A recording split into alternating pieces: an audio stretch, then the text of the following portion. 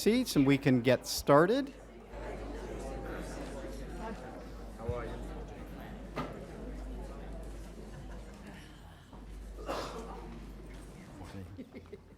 All righty, thank you very much, and welcome to the Palm Beach County Board of County Commissioners Board meeting for October the 3rd, 2023.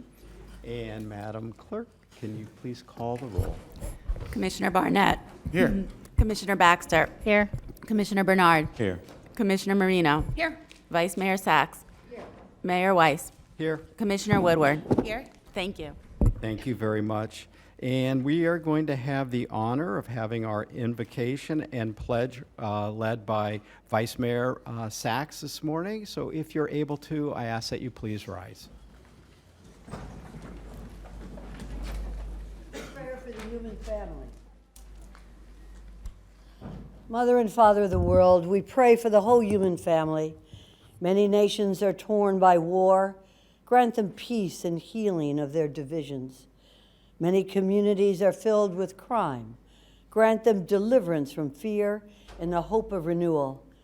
Many families are divided by hate. Grant them unity and the blessings of love. Many children are abandoned and afraid. Grant them someone who loves them and the promise of a future. We ask this, O Lord. Amen. Thank you.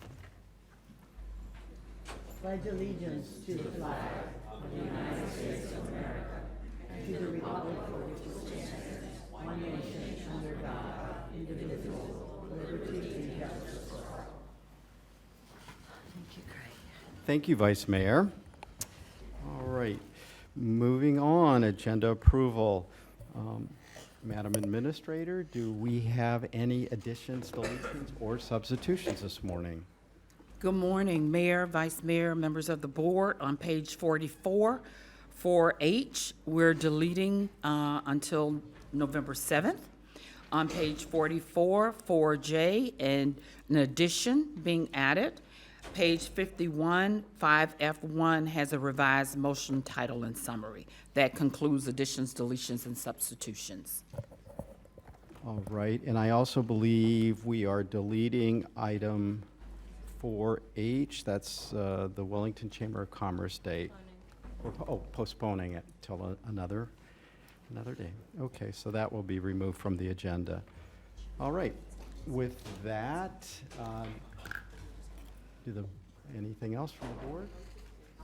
We have a motion from Commissioner Marino adopting the agenda as amended. We have a second from Vice Mayor.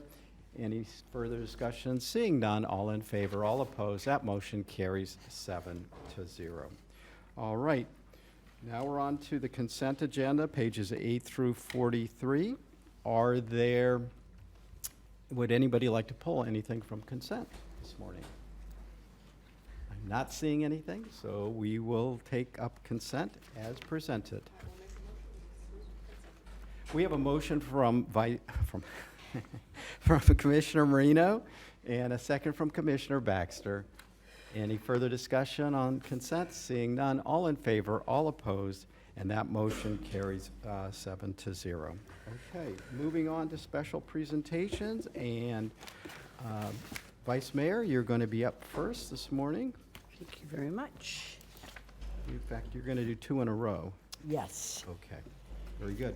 And while Vice Mayor is making her way to the lectern, just reminding folks, if you wish to comment on any of the items coming before us this morning, you need to fill out a comment card, and you can turn them in to Craig. He'd be happy to take them from you and get them up. And then we'll be having Matters by the Public at 2 p.m. So.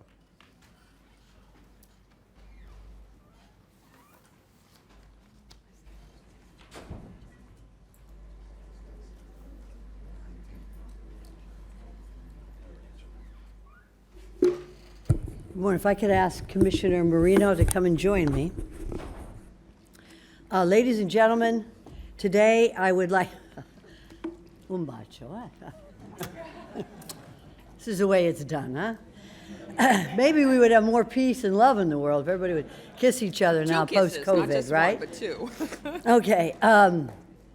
Today it is our honor and privilege to introduce our newly appointed Consul General from the country of Italy. He has newly arrived here, and a Consul General is someone who takes the place of an ambassador for many, many countries. And we have the Embassy of Italy is, of course, in Washington, D.C. But our consulate is in South Florida, and the Consul General represents Italian Americans and Italians from abroad all over Florida, Puerto Rico, the islands, Georgia, Alabama, Mississippi. I have a feeling that we have more Italian Americans here in Florida.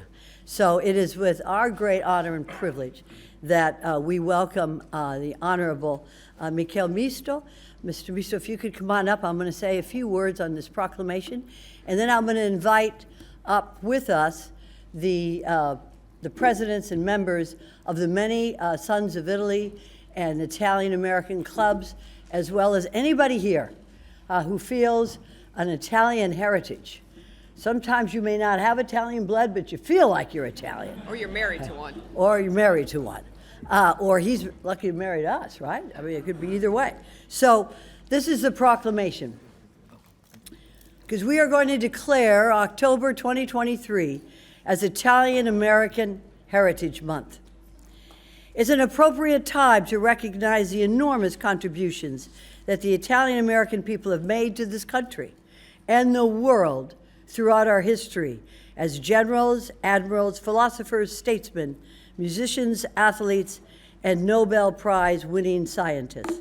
And whereas Italian American Heritage Month is held to salute the Italian American community and to exhibit appreciation for the culture and heritage that have immeasurably enriched the lives of the people of this nation and this state.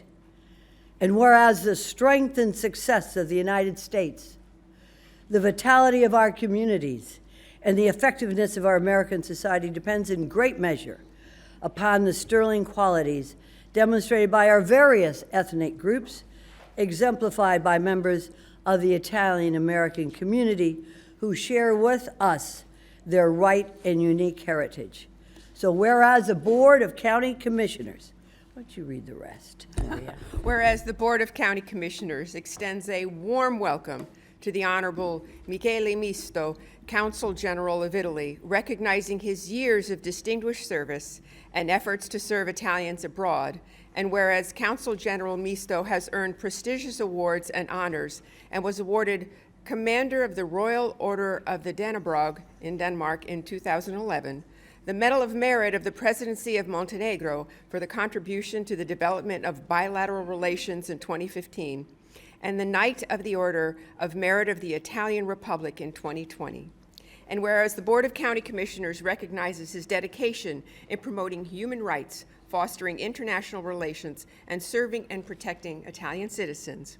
And whereas, in recognition of the enormous contributions that the Italian American people have made to this county, state, country, and the world throughout history, the people of Palm Beach County are urged to observe Italian American Heritage Month with appropriate events and activities. Now therefore, be it proclaimed by the Board of County Commissioners of Palm Beach County, Florida, assembled in regular session this third day of October 2023, that October 2023 in Palm Beach County is hereby proclaimed the Italian American Heritage Month. Congratulations. At this point, we're going to have a few words by Mr. Misto, the Honorable Consul General, and then at that time, Commissioner Marino and I will give him a pen from from Palm Beach County, and then we'll invite Italian Americans to come on up for the photograph. So go right ahead and you may address them. Thank you so much. Thank you so much, Mayor Weiss, Vice Mayor Sachs, distinguished commissioners. It's my pleasure, it's my honor and my privilege to be here with you and with the public to celebrate this occasion. As a representative of my government, I am deeply grateful for this honor that you are bestowing on us and proclaiming this month, the month of the Italian American Heritage. Italy and the US are perhaps the best of friends and the best of allies. I would like to quote my president, Mr. Sergio Mattarella, in his message to President John Biden on the occasion of your Independence Day, because he really emphasized the basic values that are at the root of our relationship. The deep ties of friendship between our countries, rooted in the shared values of freedom, democracy, and human rights, are cemented by the presence in the United States of a large and industrious community of Italian origin. This bond is nourished by constant and productive exchanges in every sector of mutual interest. Washington and Rome are united in the shared commitment to strengthening the transatlantic bond, which continues to represent the most solid anchor for international peace and security, as well as the fundamental prerequisite for effectively addressing the most pressing challenges of our time. We are the closest of friends, we are the closest of brothers and allies in this day and age, and I again repeat my gratitude for the honor that this distinguished county has bestowed upon me to be a witness of the dedication of October 2023 to Italian American heritage. This is a richness I will bring with me back home and I will share with our nationals. Thank you so much, Mr. Mayor. Thank you so much.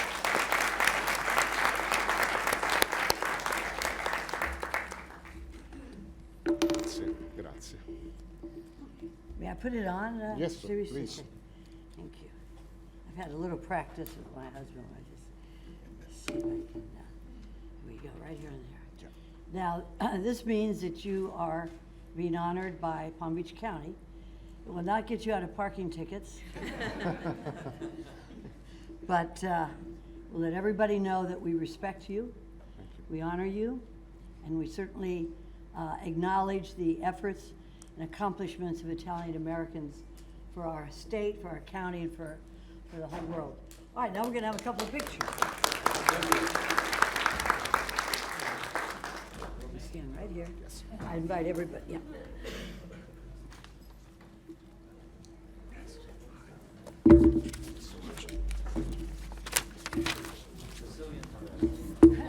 Even Sicilians. Sicilians are what? Even Sicilians. Come on over. Even the Sicilians can get in. Even the Sicilians. Buongiorno. Buongiorno. Josephine.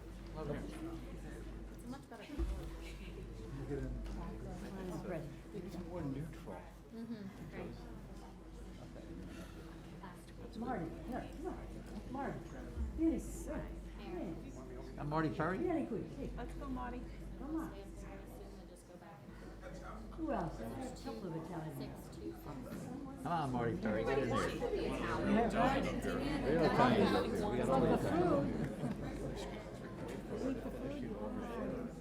Thank you so much. Hey, Valerie. So much. How are you? Yeah, you gotta do it in, uno do it today, no? Argentinian, Italian. Yes, you see that, see that. Okay. Yeah, it is. Marty Perry was Italian. Lori, you blonde? Oh, to left, okay. Oh, there. Okay. This is just the beginning this month. We got a lot of others. Melanie, take it off. You'll send them out. Send them all out. Okay. This is the official one first.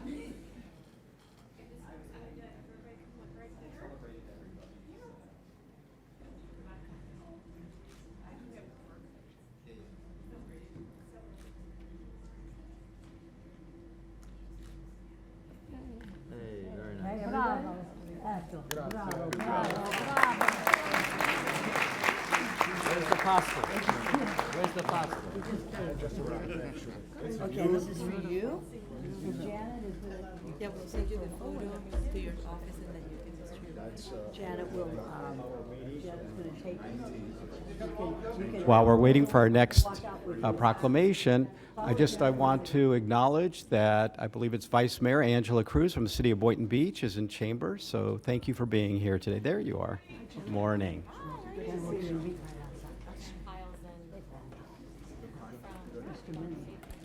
Oh.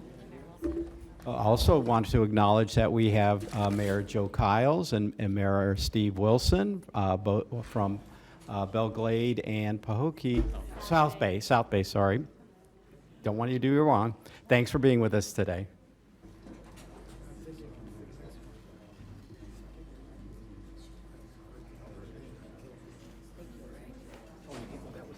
Yep.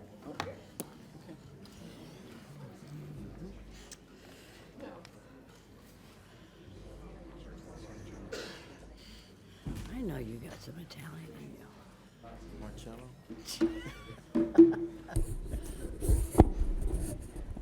Well, good morning, everybody. I'd like to ask that Brian Rusher, Valerie Nielsen, David Ricks, and Clinton Forbes please join me.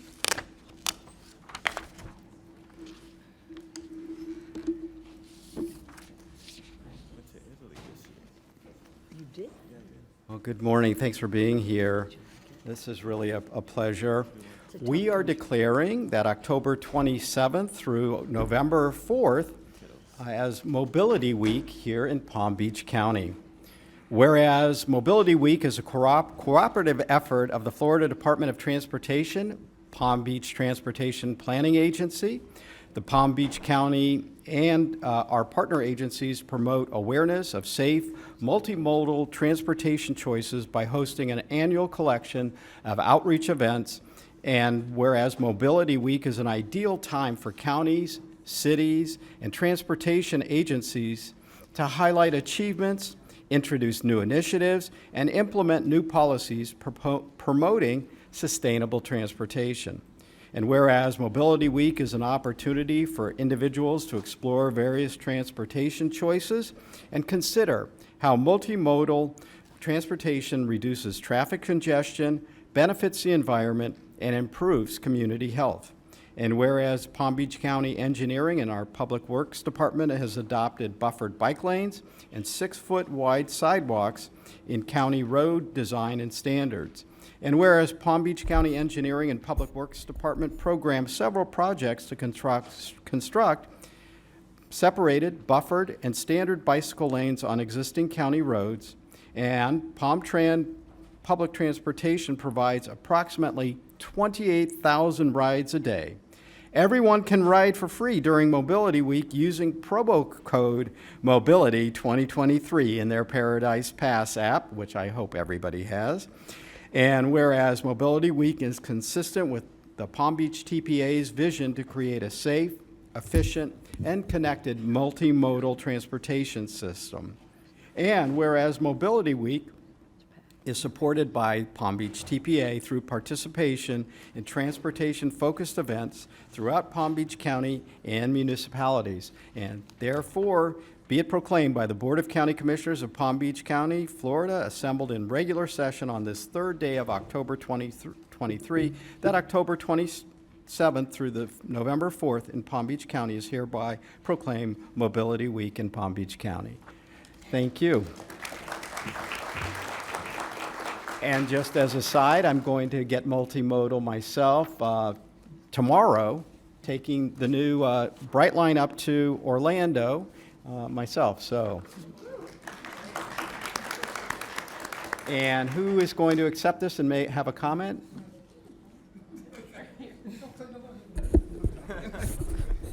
Don't be bashful. Thank you, Mayor. Thank you, Board of County Commissioners. This is a great opportunity to look at how we be a connected community. And just like the Mayor's proclamation indicated, it takes multiple partners from the planning agencies to the infrastructure, which I'm part of, and also with Clinton in terms of PalmTran to work on all modes of transportation. This is a partnership. This is a team in terms of what we do as a community to make sure we can all be partners and make everyone successful. Thank you. Thank you again.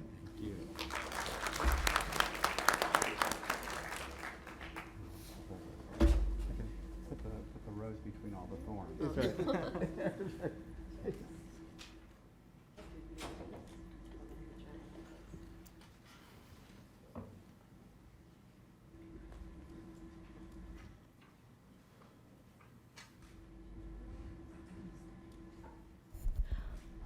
while they take pictures, I'm going to call up Dr. Heidi Schaefer and Commissioner Belinda Kaiser.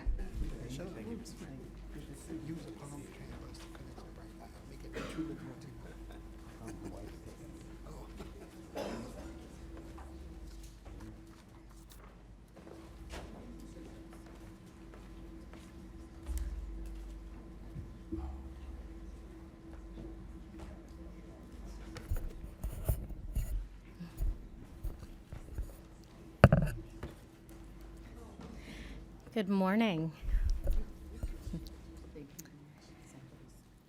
So it is my honor to provide a proclamation declaring October 1st through 7th as Wrong proclamation. Scratch that. Recognizing Dr. Heidi Schaefer for receiving the 2022 Spirit of Community Award. Whereas Dr. Heidi Schaefer, an indomitable force in the advocacy against human trafficking and domestic violence, has made significant contributions to the safety and well-being of women and families in Florida. And whereas she has earned the Florida Commission on the Status of Women 2022 Spirit of Community Award that acknowledges meritorious women and men who have improved the lives of Florida women and served as positive role models for women and girls in their community. Whereas Dr. Heidi Schaefer tirelessly commitment to community service is evident through her partnership with esteemed organizations such as Aid to Victims of Domestic Abuse, South Florida Human Trafficking Task Force, and the Human Trafficking Coalition of the Palm Beaches. Whereas her devotion to the Seroptimus mission of empowering women and girls shines bright, embodying the very essence of community service and advocacy. Whereas in her capacity as an educator, Dr. Heidi Schaefer has enlightened thousands of university students and faculty members throughout South Florida on the perils of human trafficking, ensuring the future generations remain vigilant against such injustices. And whereas Dr. Heidi Schaefer leadership roles on executive boards and in numerous organizations, along with her dedication as a mother, exemplify the highest ideals of commitment to family and community. Whereas we are inspired by her significant contributions and extend our heartfelt appreciation for her unwavering dedication to improving the lives of women, children, and families in the Palm Beach County and beyond. Now, therefore, let it be proclaimed by the Board of County Commissioners of Palm Beach County, Florida, assembled in regular session this third day of October 2023, that the board hereby recognizes Dr. Heidi Schaefer for receiving the 2022 Community Spirit Award.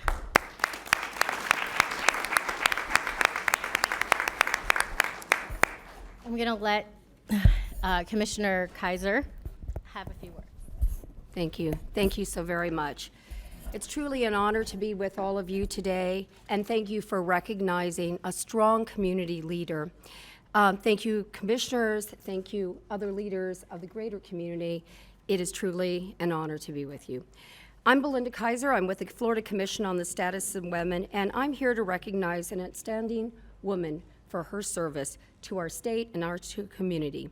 The Spirit of Community Award celebrates individual achievements and the unsung heroines and heroes of their communities. Each year, our commission seeks nominations of meritorious women and men who've impacted and worked every day to improve the lives of others, who also serve as a positive role model for women and girls. Thank you very much, Dr. Schaefer. Each day, these volunteers mentor children, advocate for women and families in need, and help make our loved ones healthier. They make our communities and our state a much better place. These individuals have gone over and beyond to serve, and in the words of St. Teresa of Calcutta, love has to be put into action, and that action is service. However, over time that I have served on this commission, I know in my heart that volunteers don't necessarily have the time, but they definitely, ladies and gentlemen, always have the heart. This morning, we're honoring Dr. Heidi Schaefer. Dr. Schaefer has shaped her life by, frankly, service always to others. The passion and dedication she brings to the community clearly shows in the hours she invests, the results she gets for others, and my admiration and those of her peers. Dr. Heidi Schaefer graduated as valedictorian of her college, earning dual baccalaureate degrees in biology and psychology. She's earned her MD degree from the University of Miami School of Medicine. As a medical student, she was elected ethics representative for her class. Her residency was completed at Jackson Memorial Medical Center and was chosen by her peers to be the designated union representative.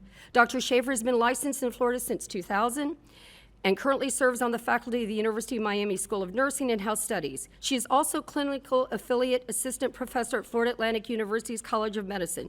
We would welcome you at Kaiser University as well. Dr. Schaefer is a longstanding board member of Nova University College of Healthcare Sciences. Dr. Schaefer is the proud mother of Barron, her 15-year-old son. She loudly advocates for the protection of all children and is a valued member of Place of Hope's Leadership Council. She collaborates with ChildNet, the state's lead agency for managing foster care, and has served on the Care for Kids Luncheon Committee for 6 years. Dr. Schaefer has served on the board of directors at Temple Torah Emmett, where she was active in Temple's Child Education Committee. It is our honor together to recognize and congratulate. I could go on and on, ladies and gentlemen, but I know that there's more in store today for Dr. Heidi Schaefer as our lead recipient of the Florida Commission on the Status of Women 2022 Spirit of Community Award. Congratulations again.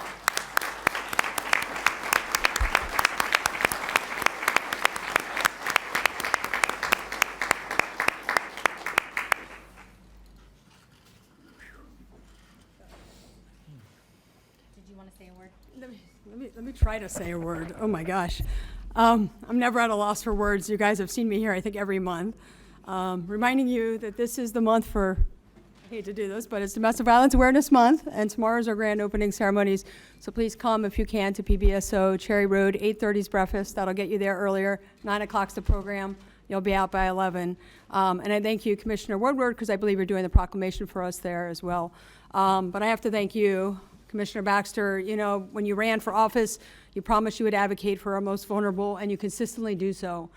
And talk about women to be idolized. You definitely are one of those that everybody should consider a hero. So thank you for what you do. I don't even have any words. State of Florida, we're blessed to live here. I know the Commission on Women does so much at the state level. Ironically, I am on your county Commission on Women here. I don't know if you knew that, in Palm Beach, and actually Jana's here. She's a great member with me, but we're trying to do our part here locally, but we're very blessed to live in Palm Beach County. Selfishly, I'd say we're one of the best counties out of all 67, but you know, that's just my opinion. But I'm just really honored, I'm humbled, I'm kind of stumbling for words today. But everybody makes a difference, and especially when it comes to vulnerable populations. We have AVDA, which you mentioned actually in your speech. They do domestic violence sheltering, and they really take care of everybody, including the pets, and that's really important. A lot of us don't leave because we have pets at home. I am a survivor, so I understand that process. I also want to thank Flight Center for being here. Flight Center does human trafficking awareness, and they got a federal grant, which tells you how amazing they are to get federal dollars for human trafficking victims.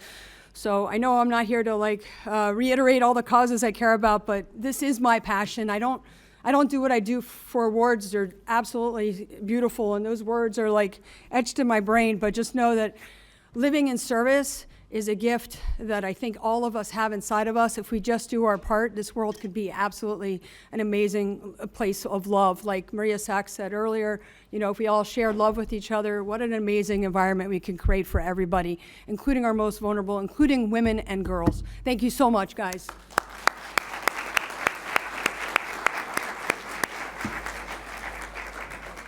While they're taking their picture, can I ask Dr. James Green and the folks from Community Services that are here with us this morning, come on up to the lectern.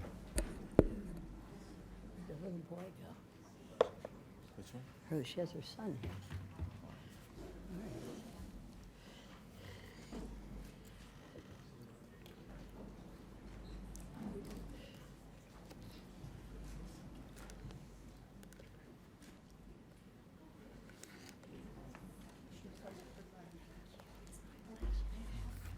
Well, thank you for being here this morning. Really appreciate that. It's my honor to be able to present the proclamation declaring October 15th, 2023 as National Latinx HIV/AIDS Awareness Day. Whereas October 15th is National Latinx HIV/AIDS Awareness Day, a time to raise awareness about HIV among Hispanic and Latino people. Join us in celebrating the progress in HIV prevention among this population while we highlight the work that's being done to further reduce HIV stigma and healthcare discrimination among Hispanic and Latino people with HIV. Whereas Palm Beach County desires to be a place where new HIV infections are prevented, every person knows their status, and all people with HIV have access to high-quality care and treatment free from stigma and discrimination. And in Palm Beach County, more than 8,300 people are living with HIV, and approximately one new infection occurs every day. In 2022, members of the Latinx community represent 17.1% of people with HIV and 25.6% of new HIV diagnoses in Palm Beach County. HIV inequities based on age, gender, race, ethnicity, sexual orientation, gender identity, and/or socioeconomic circumstances are unjust. Whereas the myth that HIV is a gay disease or that HIV only affects LGBTQ plus individuals continues to be perpetuated in our society. Whereas Palm Beach County has applied an HIV status neutral framework of comprehensive support and care for services to address the social determinants of health and create disparities in gay, bisexual, same-gender loving, and other identified men who have sex with men disproportionately impacted with HIV. And whereas reducing new HIV infections by 75% by 2025 and 90% by 2030 is essential to end the HIV epidemic in Palm Beach County. Now, therefore, be it proclaimed by the Board of County Commissioners, Palm Beach County, Florida, assembled in regular session on this 3rd day of October, that October 15th, 2023, is hereby proclaimed National Latinx HIV/AIDS Awareness Day in Palm Beach County. And I just want to say, and just take a moment to thank you all for your extraordinary work that you do in our community to help raise awareness, to help folks that have contracted HIV and folks that are living with AIDS. And notice I said living with AIDS, because it is no longer a death sentence as it used to be years ago. There is treatment available, and there is no reason for anyone to not seek treatment for fear of discrimination by anyone in Palm Beach County. So thank you for all the work you do, and it is my honor to present you this proclamation today. Thank you, Mayor. Thank you, County Commissioners. Your words ring so very true, and I think that everybody here in the county should get tested. I also want to say that we are the Palm Beach County HIV Care Council. We have 27 members. We have guidance from Mr. Green, Dr. Casey Messner, Sean Conklin, Nita Mahoney. So let me tell you, we do vital work here in the county. We oversee approximately $8 million for services for people living with HIV. And again, like I said, your words ring true. I am a 4th-generation Spaniard. So again, personally on my behalf, I want to thank you.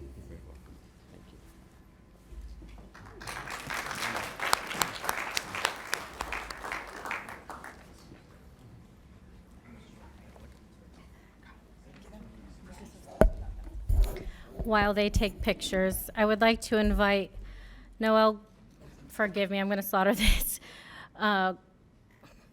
Guay, Daniel Gonzalez, Ann Hartman, Barbara Hernandez, Carmen Bostrom, Mosique Williams, and Ronald Rice to come up, please.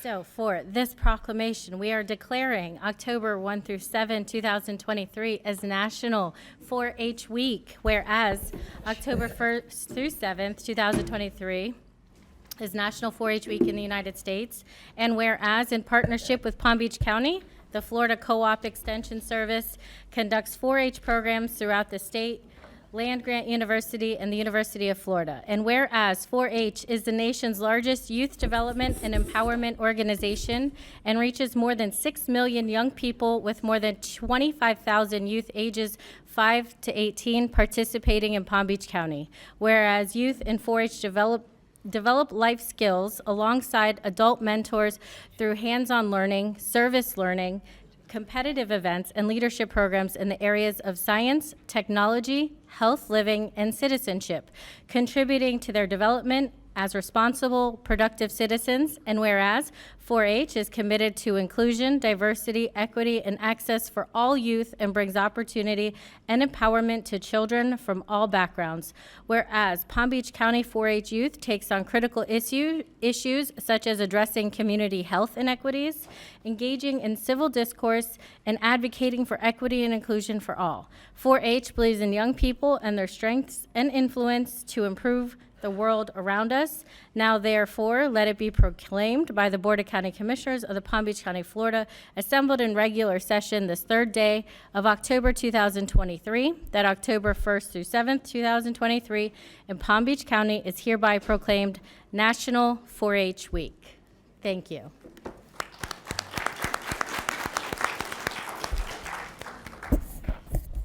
Hello, my name is Music Williams. I'm 15 years old and a sophomore at Dreyfus School of the Arts. I have been a member of the 4-H program for 4 years now, and I would just say thank you for supporting this organization. 4-H has allowed me to meet so many incredible people and do so many amazing things, like furthering my education in the animal sciences, specifically poultry science and dairy science. I was able to meet with the Undersecretary of the USDA in May of 2023, which was absolutely incredible since I got to ask her lots of questions of how she got into governmental affairs with agriculture. And I recently competed in the state tailgate competition in Gainesville and placed third in the poultry division. And I will be representing Palm Beach County in the State Executive Board, which plans all of the leadership activities and summer camps for youth across the state. And I would just love to thank my amazing agents and supervisors that have continued to support me in all of my affairs in 4-H. Thank you.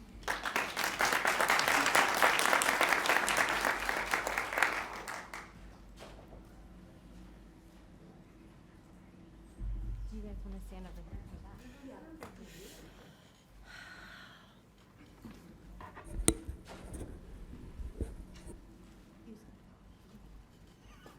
I'm always short, so.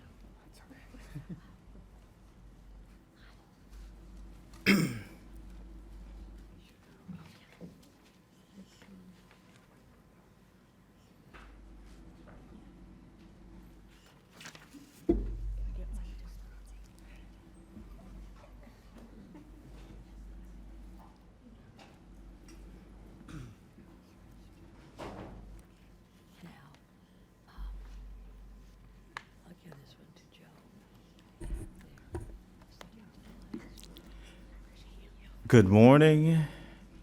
Bonjour. S'il vous plaît, Samir Pierre, Dr. Martine Senatus, Dr. Jérôme Villefranche, Evans Paul, and Max Fressinet, please come forward.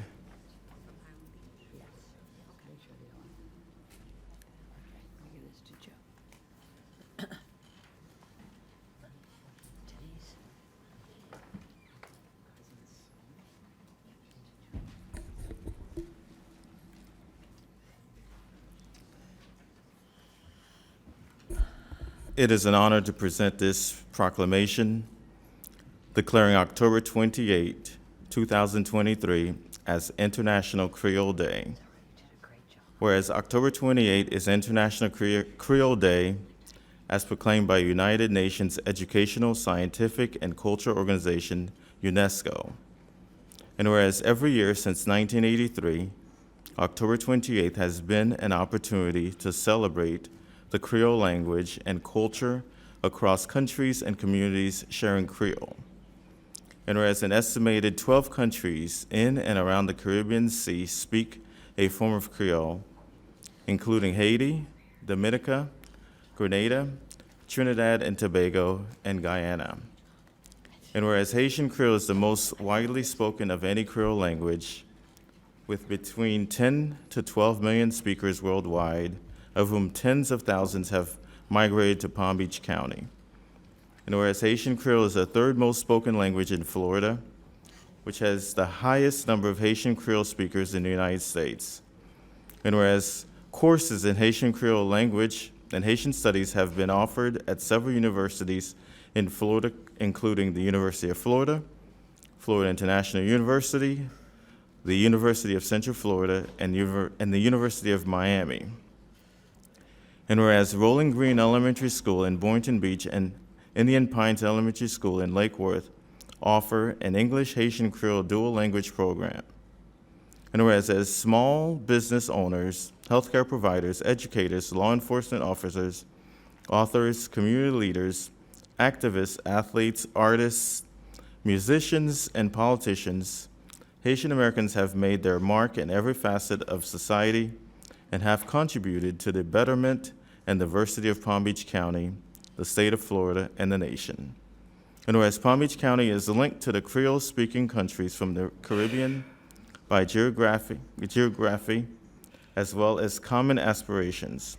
During International Creole Day, we pay tribute to the richness and diversity of Creole ethnic, artistic, and cultural heritage, and urge all residents to take part in activities and observances designed to increase and celebrate diversity in our community.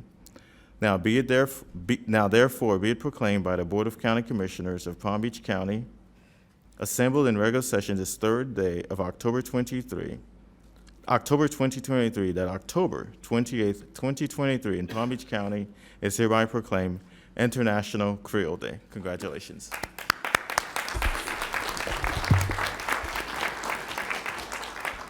Thank you, Commissioner Bernard.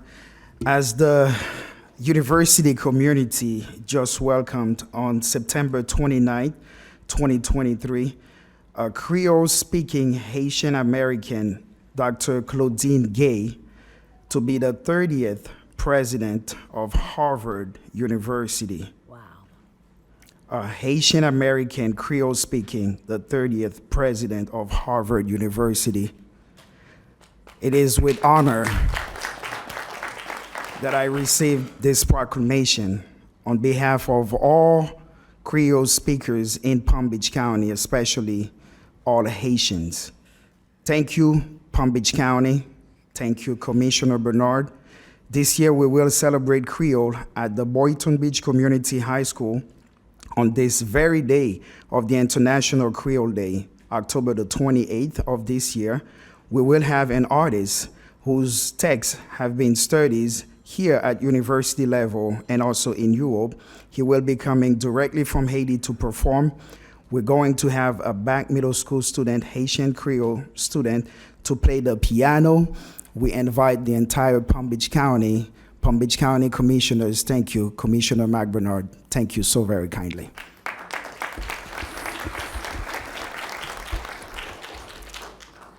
As a Haitian-born county commissioner, my Creole is not as good as it should be, but it is an honor to recognize the community. Sam vle du merci en pile pour tout ça fait dans la communauté. Dr. Senatus, Pastor Villefranche, merci en pile. Thank you very much for being here.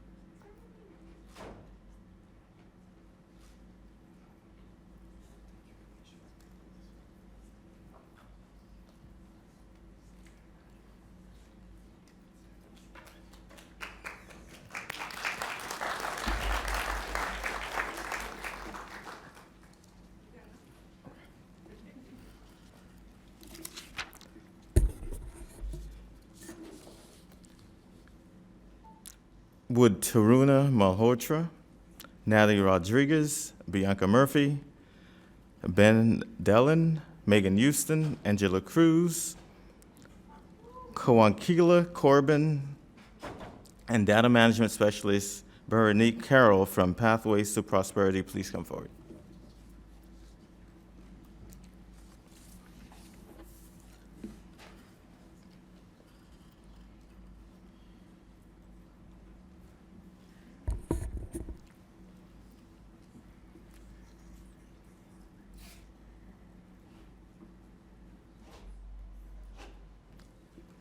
I forgot to mention you, James. Okay. It's an honor to present this proclamation declaring October 2023 as Poverty Awareness Month. Whereas the Palm Beach County Community Services Department is promoting Poverty Awareness Month to increase awareness of issues related to low-income families in our community. And whereas on January 8, 1964, during his State of the Union address, President Lyndon B. Johnson announced his war on poverty that led to the enactment of the Economic Opportunity Act on August 20, 1964. And whereas in 1974, the Palm Beach County Community Services Department created the Community Action Agency to aid local efforts in fighting the war on poverty.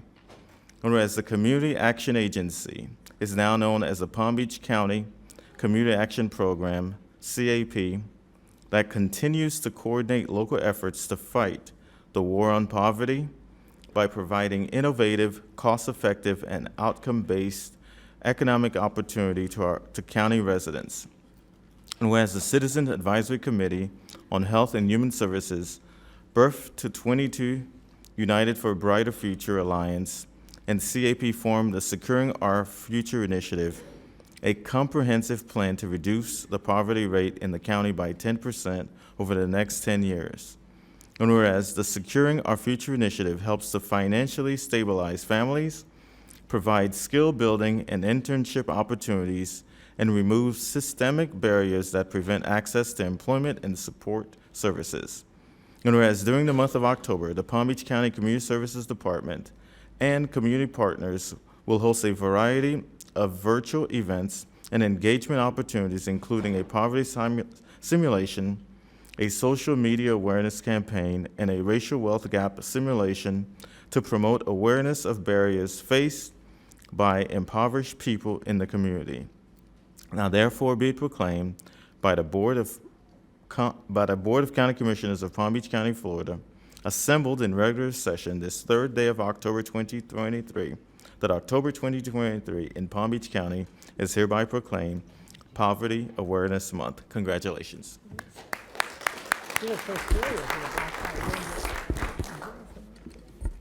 Thank you, Commissioner Bernard. You know, in a county where we have 47 billionaires, 71,000 millionaire households, and we also have nearly 60,000 kids who are living below 100% of the federal poverty level. And, you know, that's unacceptable. And so we have organized and we're strategically approaching the situation to figure out how we can help provide economic mobility opportunities for those families who are living in poverty. And it's so important that we raise awareness about issues around poverty, systemic issues that prevent people from earning higher wages and living a more dignified life. And so this proclamation serves to raise awareness about these issues. And for those individuals who may be viewing on television or online, it's important for you to know that we have workshops where individuals who want to learn employment skills and be placed on jobs to earn higher wages. We have a workshop orientation on the 17th of this month.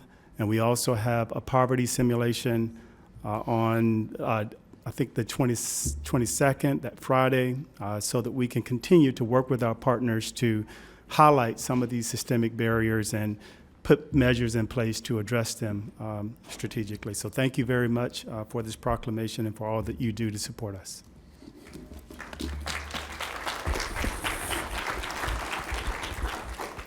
Just wanted to add one more thing. Ms. Baker, I know that I want to recognize James Green, Taruna from the Community Services Department. We get a lot of phone calls from many of our residents that are facing, sometimes they need a place to stay, and our offices are always calling Community Services Department. And just on my behalf and the Board of County Commissioners, I want to thank you for your work on behalf of the residents of Palm Beach County. Thanks.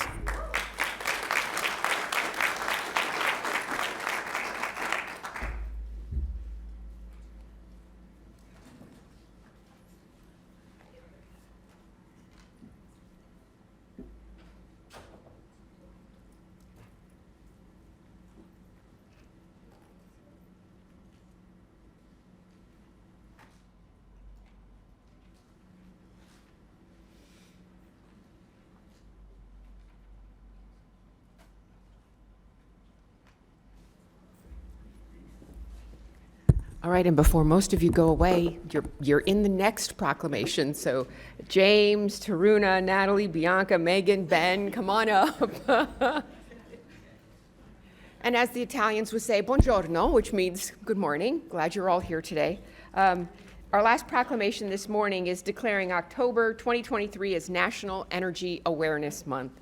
Whereas reliable, affordable energy is vital to our economic prosperity, and energy efficiency is the most productive and cost-effective way to meet our energy needs, as cutting energy waste saves U.S. consumers billions of dollars on their utility bills annually. And whereas more than 2.2 million Americans work in the energy efficiency sector in local, good-paying, clean energy jobs that can't be outsourced, and increasing efficiency will create more of them. Whereas smarter energy use reduces the amount of electricity we need to power our lives, which helps avoid power plant emissions that can harm our health, pollute our air, and warm our climate. And whereas residents of Palm Beach County can continue to contribute to our energy efficiency efforts by participating in local programs such as the HVAC replacement program and low-income energy assistance program, which you'll hear us refer to as LIHEAP. And whereas a nationwide network of energy efficiency groups and partners has designated October as the nation's Energy Awareness Month, and whereas together the residents of Palm Beach County can continue to contribute to our sustainability efforts by learning more about energy efficiency and continuing to practice smart energy use in their daily lives. Now therefore be it proclaimed by the Board of County Commissioners of Palm Beach County, assembled in regular session this third day of October 2023, that October 2023 in Palm Beach County is hereby proclaimed National Energy Awareness Month. Anybody want to say anything? James, you're good at this. Thank you very much. You know, it's refreshing sometimes to get feedback from some of the residents that we serve. Oftentimes this is a thankless job, but every now and again we get feedback from a parent who we've helped where their electricity was turned off, the kids couldn't go to school. We've all lived through situations where our electricity was off, and it's a horrifying situation. And so this LIHEAP program serves thousands and thousands and thousands of our residents, our seniors, our families with who are disabled, have kids under 5 in the household, kids who are school-aged. And it provides a very necessary service to help them to continue functioning in their everyday lives. And our HVAC program has been very successful as well. We've now replaced nearly 300 air conditioning units, and that is really phenomenal, working with the private sector partners and others. And so we're very thankful for this federal program and for the support that we get from the Board of County Commissioners, and I appreciate this proclamation. Thanks.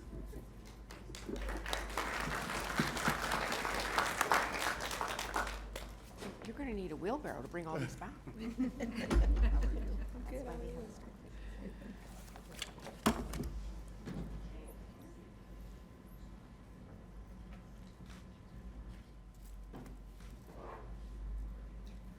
Perfect. Who wants it? Enjoy. Thank you very much.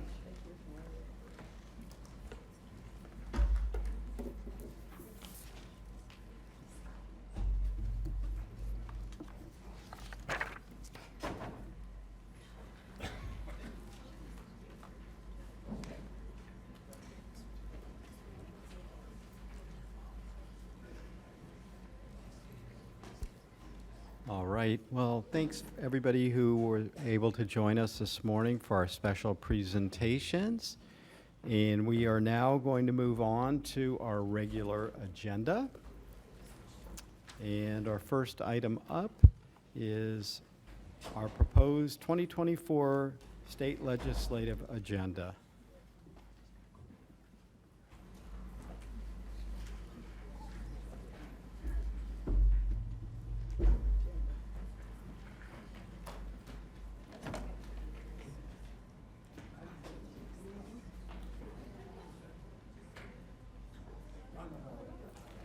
Mr. Barton-Laren, you're recognized. You want to introduce Thank your you. team? Thank you very much, Mayor, Vice Mayor, Administrator Baker, Madam Attorney. Before you, we have our proposed legislative agenda for the 2024 legislative session in the state of Florida. I just wanted to quickly introduce a few folks to you. Scott Stone from the County Attorney's Office. A number of you know Casey Denny, our Legislative Affairs Director, Ed Chase, our Intergovernmental Affairs Director, Deborah Posey-Blocker, our Government Affairs Director at Pomtran, a key component of our team. I also wanted to point out in the audience today, too, Vicki Nolan is here from the legislative delegation, as well as a couple members of our state lobbying team who've joined us as well. Natalie Fossil is here from Anfield, and Andrea Tovar, also with us from Corcoran and Associates. So thank you very much for making the trip here to be with us. So it's almost time for legislative session again. We start a little bit earlier this year in January 9th, and that's when we'll kick it off with Palm Beach County Day in Tallahassee, and we run through March 8th this year. So it'll be an accelerated session. The Florida House began their committee meetings in September. The Florida Senate starts their committees next week. So the discussion that we're going to have today is very timely. I think Casey's done a great job in putting together our agenda for you, some new items that we've added in there that we'll highlight in this presentation. We've also had some victories that we talked about earlier with you, that those came out. So we're excited to present to you this brief presentation, and I'll hand it over to Ed to begin with some of our housing and economic development components of this year's agenda. Just move that forward. There we go. Good morning, Commissioners. We will start with the Live Local Act. As we talked about with you in our individual meetings, we kind of combined our affordable housing program and turned it into the Live Local Act to try to put those all things together. A couple of issues that have arisen on the Live Local Act issue. Number one, as you know, many counties and local municipalities have very limited vacant industrial property, and we are very concerned about the use of that industrial acreage, making sure to maintain a balance of economic development with housing. So if the Live Local Act is somehow opened up, we'd like to have that addressed, and we will be working with our business partners and our chamber partners to try to move that along, as that is a concern of theirs as well. The construction of housing near airports is also a concern. It might result in the creation of noise and some environmental issues in that housing area. So we will be working with the Florida Airports Council on trying to make sure that that is taken care of.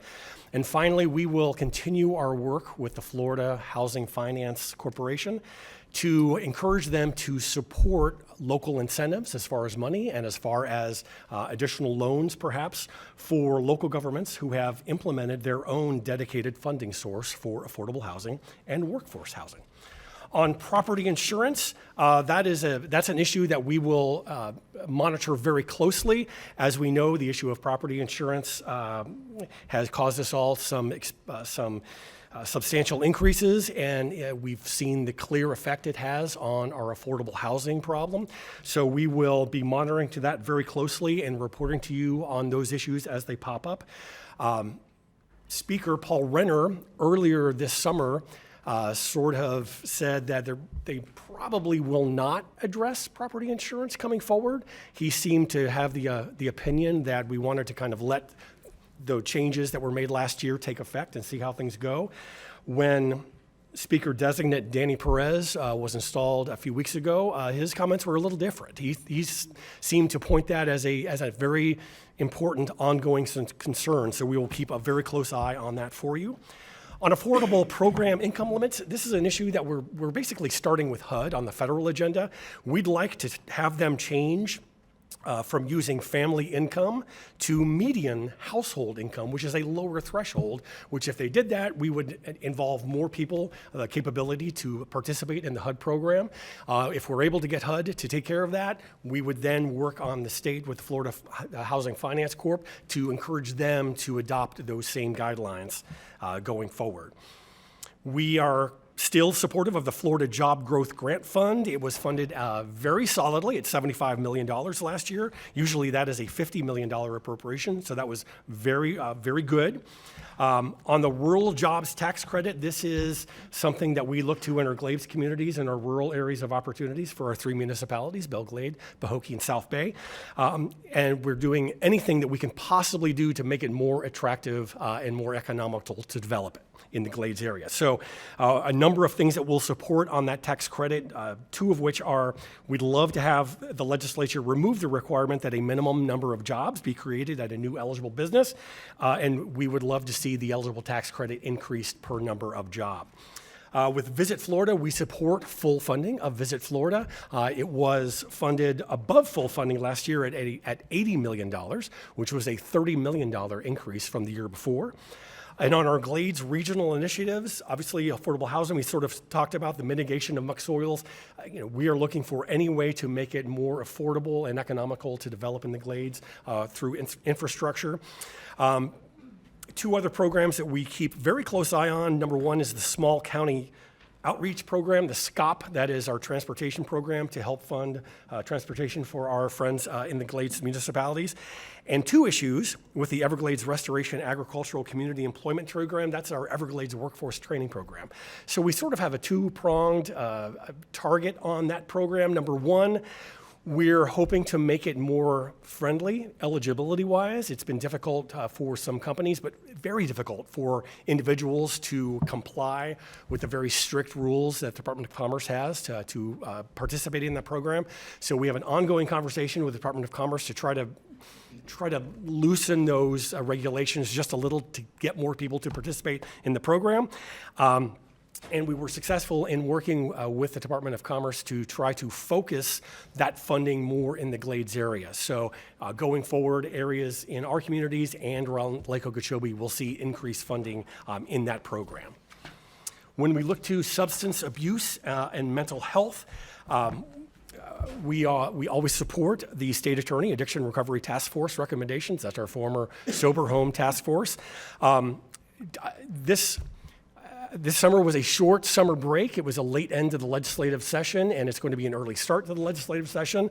The Recovery Task Force worked very hard over the summer to put forth their recommendations. We just got them Friday, and we did include them in our PowerPoint today. Over the next couple of days, we will work with Al Johnson. Casey and I will put together sort of a bullet list, sort of a little explanation on each of these issues. But some of the issues that they will take to, most likely, Senator Gail Harrell and Representative Mike Caruso are shepherds in the sober home issue. Some topics to exclude certified recovery residences from transit use taxes. They want to specify levels of care for certified recovery residences. They want to extend the period for providers to replace a certified recovery residence administrator, a CRAA. They want to prohibit the denial of housing at a residence if an individual is prescribed an FDA-approved medication or substance use disorder. Prohibit local governments from regulating the duration or frequency of resident stays. Their issue there is once a certified recovery residence is lawfully located within a jurisdiction, imposing length of stay requirements could violate the ADA. So we will get more information and share that with you going forward. And they also want to increase the number of residents that a certified residence can manage in limited circumstances, so that ratio would basically go from 1 to 8, to 1 to 10. And as always, we will look for any opportunity to support additional funding efforts for additional beds and treatment programs through the state of Florida. Good morning. With regard to Health and Human Services, there are a couple of things that have been included in our agenda previously. We'll continue to support legislation that will increase transparency regarding existing guardianships in Florida to protect wards from fraud and abuse. There are already some bills that have been introduced this session with regard to that, so we'll keep an eye on those and support legislation that will do that. Transportation disadvantage funding will continue to support funding from the state for our TD program, as well as an appropriation request that you will hear about later. With regard to public records exemptions for autopsy reports, in order to protect individuals' HIPAA rights and the privacy of loved ones, Palm Beach County would support the exemption of autopsy reports from public records requests. And a new addition to the state agenda this session, working with the Florida Department of Health for funding for building repairs at 2 existing facilities, one on 45th Street that needs a roof and one on Clematis Street that has some sealant and HVAC needs. And we will also work with them as well on funding for the new building going into the South County redevelopment. With regard to public safety and criminal justice, we'll continue to support reentry programs for nonviolent offenders that are reentering our community, including a $500,000 appropriation request for Palm Beach County's Restore Reentry Program, which you'll see on a later slide as well. Veterinary telemedicine, we will continue to support allowing or the allowance of veterinary telemedicine in the state of Florida. Currently, that is not allowed to increase access for pet owners to veterinary primary care type services, if you will. The next item is the Juvenile Detention Center replacement. This is a Department of Juvenile Justice request. We support continued funding for the DJJ to replace the detention center in Palm Beach County. They received initial funding last year for architecture and engineering, so we want to make sure that that center gets replaced. On COPCNs, we'll continue to oppose any preemption to the county's ability to grant certificates of public convenience and necessity to EMS providers that are operating within our jurisdiction. And a new item is the Judicial Circuit Assessment Committee. The Florida Supreme Court has assembled this committee to explore if there's a benefit or a need to consolidate the judicial circuits in the state of Florida. The committee has to make their findings and transmit their recommendations to the Supreme Court and the legislature by December 1st. So we're going to monitor the findings of that committee to ensure that there are no negative impacts or fiscal impacts to Palm Beach County as a whole. And that's an item that Commissioner Michael Barnett, as part of the CJC, has been monitoring, and will be forwarding some additional information from CJC to you as that committee's work progresses. As we turn to some of our local government and administration items, impact fees at the top of that list, we want to continue to maintain our voter-approved impact fee rights to levy those and to spend them to where this board sees fit. In terms of some of the public record exemptions that we've talked about, this one specifically for county administrators and county attorneys, there have actually been some heightened incidents, particularly in the county attorney area as of recent, and we've got some compelling examples for the legislature on why some of those protections should be in place. There's sovereign immunity thresholds of $200,000, $300,000 in place right now.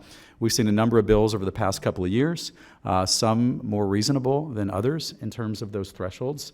We'll work with those sponsors on the more reasonable side of that to try to see if we could guide that direction if they're so inclined to look at increasing any of those levels. A couple of new items that we just wanted to point out. The vehicle for hire issue that we have a local ordinance right now that provides some consumer protections and some background screenings for those vehicles that are in Palm Beach County, and we want to be able to maintain that and allow for some of that reciprocity in South Florida. Under PACE, an issue that's been before this board a few times, but what we are looking to do in concert with the Association of Counties is also creating the local government, our government as a county, the ability for us to put in some consumer protections in place as it regards some of the PACE programs that we're seeing here in Palm Beach County and other jurisdictions such in their respective jurisdictions. And finally, a new issue. This is one that's come up quite a bit on the preservation of local preference. This is specific to where the county is funding in its entirety a project with local funding sources to allow the flexibility for local governments to use any type of preferences when using their own dollars on particular projects in their county. As we move to some of our environmental and natural resources, many familiar projects you see here, but just the inner workings of them are a little bit different. And beach and inlet management, $3.14 million. We have 8 projects that span from Jupiter Carlin all the way down to Boca Raton and in between. So we're excited to work with the Florida Beach and Shore Preservation Association on that list and with some of our other partners. The Locks River Preservation Initiative, a little smaller than we've seen in previous years, but just under $775,000. The county has one of the 3 projects in that list. Martin County is one of the other larger projects that's in that particular list. And then also the Lake Worth Lagoon, a little bit smaller number as well, just over $900,000. There are 3 projects in there. All 3 of those are Palm Beach County projects.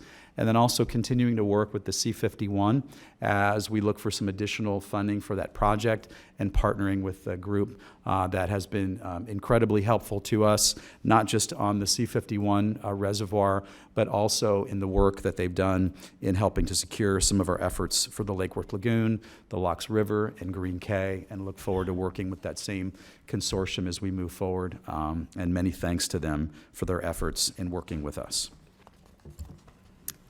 In the realm of education, we would support the 2024 legislative agenda set by the School District of Palm Beach County. We normally support their legislative agenda. A couple of new items that they've added to their agenda this year is to seek flexibility in the implementation of the new law that pushes back start and stop times for schools. And they also wish to be held harmless for voucher enrollment growth beyond legislative projections. That has been a very popular scholarship program recently, and so the school district's just going to keep an eye on that as we move forward. With regard to Palm Beach State College, we'll support their priorities, which includes continued funding for the Emergency Response Training Center, which they received a first tranche of funding last session for. There's also 2 new priorities that they recently finalized. One includes the remodel of their Lake Worth campus student library and multimedia center, and the other one would expand their vehicle repair programs to address the emerging need for technicians for EV and autonomous vehicles.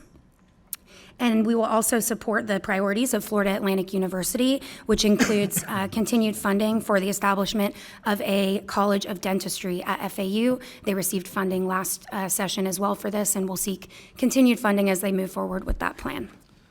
Items that are no strangers to the county legislative agenda are appropriation and funding requests. And we have a few of those that we wanted to share with you, some existing ones as well as a couple of new ones, and wanted to point those out to you. The Arts and Recreation Program for seniors with Alzheimer's and dementia. This is a community service generated request, and this is specific to a lot of our senior centers throughout the county, that they'll have the opportunity to work on some of this programming in our senior centers throughout Palm Beach County. The Balanced Community Justice Project, this is an item that actually was brought about by one of our state legislators last year, Representative Gervonta Edmonds. We worked with him to do this. It was vetoed by the governor, but he and CJC are interested in moving this forward again, so we're happy to support that effort. The Central Palm Beach County Historic Infrastructure Improvements, the $1 million there. We're going to be asking that again, and Commissioner Michael Barnett, this is an issue important to his district, particularly those central cities and municipalities within the central portion of Palm Beach County that have had a history in lag of infrastructure improvements. A few new items that we wanted to share.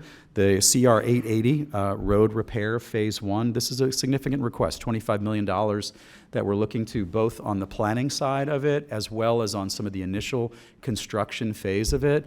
I know that we've got a number of our elected city as well as private sector leaders in the audience today that are here specific to that item. And it shows in sort of the coalition that we've been putting together in bringing this item forward to you, and we've got some great partners, I think, as we move that forward. The Fire Rescue Emergency Response Vessels, this is specifically more in the Glades region of an aquatic means for some response, airboats and other aquatic vessels in that area. And then our Fresh Food Delivery Pilot Program for at-risk seniors. This is a county-wide, at-home, fresh box delivery to those individuals. A couple of items that we've been very successful on: Green Cay, Phase 2, Peanut Island, Restore Reentry will again be part of our agenda, and then we'll be asking for some funding to help with our Palm Beach Lakes Boulevard Bridge project. Also, we have included in here the West Delray Regional Park Boundless Playground, very important to the Vice Mayor's district, and that's going to be a top priority for us going forward. You might recall Commissioner Bernard brought up at a previous meeting recently on Westgate CRA and working with them on some enhanced lighting and safety initiatives. So we're putting that request in at $750,000 with some match from their budget. And then some of the support items that we have in here, $80,000 for the Field of Dreams up in the northern end of the county. Commissioner Marino has made that a priority for her. ITID outfall and impoundment. There's actually two particular projects on that item, and we're working with ITID on that, but to support some of their efforts going forward. And then finally, the South Florida Fairgrounds Emergency Shelter, $1 million requested here for some match as we go to Tallahassee for that particular facility. And a few items that have popped up since our discussions with you individually. Some of you have brought up a few items, so this is a time for discussion to see if this needs to be included in our legislative agenda. Commissioner Woodward brought up a TOD issue. So local governments provide density bonuses to TODs to encourage housing in certain areas. So if those density bonuses are granted, there needs to be assurances that they don't become the new standard under which a local government's boundaries are eligible for developments qualifying under Live Local. So Commissioner Woodward, I think that's the gist of that. Is there anything else you'd kind of like to add on that? Yes, this was brought to me from actually my Tri-Rail board meeting. The commissioner from Miami in particular was pushing for this. They have several areas identified that projects have pretty much hit the brakes on because of the density and the height that was going to be part of the TOD, the transportation-oriented development. Is that right, TOD? Okay. And the request was to have that, if it's allowed as part of a TOD, to not then become like within a mile from that Live Local could come into effect. So exempting the TOD from Live Local, just meaning that they can allow this development to move forward and it doesn't become the new standard. So that's the gist of it. It's maybe not so much happening here, but there are several, I think one in Broward and several in Miami that have hit pause because of this. They don't want to, make that entire area become what the TOD was going to be. So. Very good. Commissioner Michael Barnett, a few weeks ago, very passionately explained the need for a Hispanic Cultural Resource Community Center. So this would add a statement of support for the Hispanic Cultural Resource Community Center in Palm Beach County, which would provide education and an understanding for our community's rich Hispanic heritage and culture, while also bringing social service resources to our area's predominantly Hispanic residents. Commissioner Barnett, is there anything else you'd like to add on that front? Nothing else to add, but I just want to thank you and Todd, Casey, and everybody for pushing this. You know how important this is to me and the people in my district. We're actually going to be hosting our first roundtable discussion on the matter. Wide interest and concern from the very beginning that was brought to me from almost the day I was appointed for the need for a Hispanic Cultural Resource Community Center. I just want to thank you again for pushing this, and I hope my fellow commissioners will approve this request. Thank you very much. Two issues brought forth by Commissioner Baxter. One would ask to require the timely transmission of death certificates to supervisors of elections. Wondering if you just sort of expand on that a bit for us. So I didn't realize this was going on the legislative agenda. My question was more specific. Do we have to wait for the state, or is this something locally we can do if somebody passes away in Palm Beach County? Can we have those death certificates sent to the supervisor election? I think, as my fellow commissioners are aware, we consistently have people here regarding certain issues, and I think this would just help put their minds at ease with one of them. And if it can't be just handled locally, I think then it would be appropriate to take it to the state level at that point. Commissioner, we've actually had some of that initial conversation about how and what that mechanism would look like, so we're happy to explore that further to see if there's a mechanism locally. If for some reason there's not, or we run into some difficulty, we can bring that back to the board at a later date for additional proposal. So no problem. That would be amazing. And the last one, I guess, was more so information. I kind of wanted to understand from our administrator what she thought the appropriate, or staff thinks is the appropriate amount of access for us commissioners to have to any particular government facility. I do understand that federal regulations, might prohibit certain ones, such as the airport, rightfully so. But I think for the rest of them, I would like to know what the opinion is that we should have access to or not, and kind of why.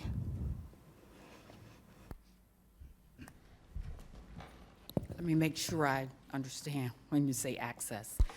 The board has access to all of our facilities except those that are restricted even from, all of us. And you have access. Normally, it's through meetings with staff. No commissioner has asked for unfeathered access into areas. And so I would need a better feel of what type of access we're talking about. If it is meeting with staff, that's not a problem. If you want to tour a certain facility, staff can arrange that, and management would be a part of that particular tour. But I need to know what other type of access you're referring to. So the access, do you think that we should only be allowed access if we're accompanied by staff? In my humble opinion, I think it protects you and staff. But I'm open to whatever this board would like. I would recommend that we kind of keep what we got in place.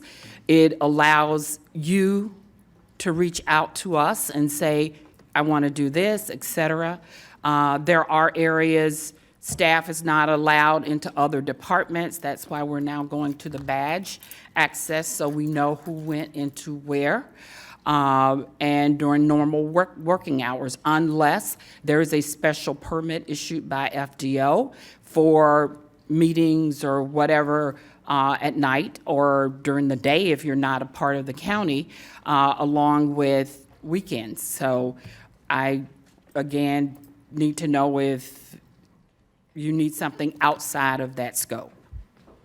So in order for us, just to clarify, so in order for us, and, we're just the legislative body, we have to go through you, rightfully so. That's how our charter is set up. But if we wanted information outside of the staff schedule or availability, then we wouldn't be able to? If we wanted to tour a facility? We could arrange when you wanted to tour the facility. Normally, it's during normal working hours. If it is exempt staff or executive staff, then we could do it after hours or on weekends.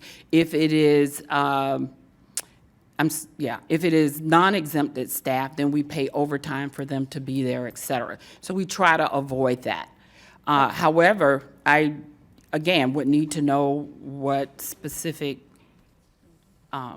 access that you're looking for that we're currently not providing. I'm not specifically looking for any access. There was legislation that went through last year that the state found it needed, that elected officials could have unregulated access to prison facilities. And so I was just wondering if you thought we, as the county commission, should have the same to government buildings, county buildings, I mean.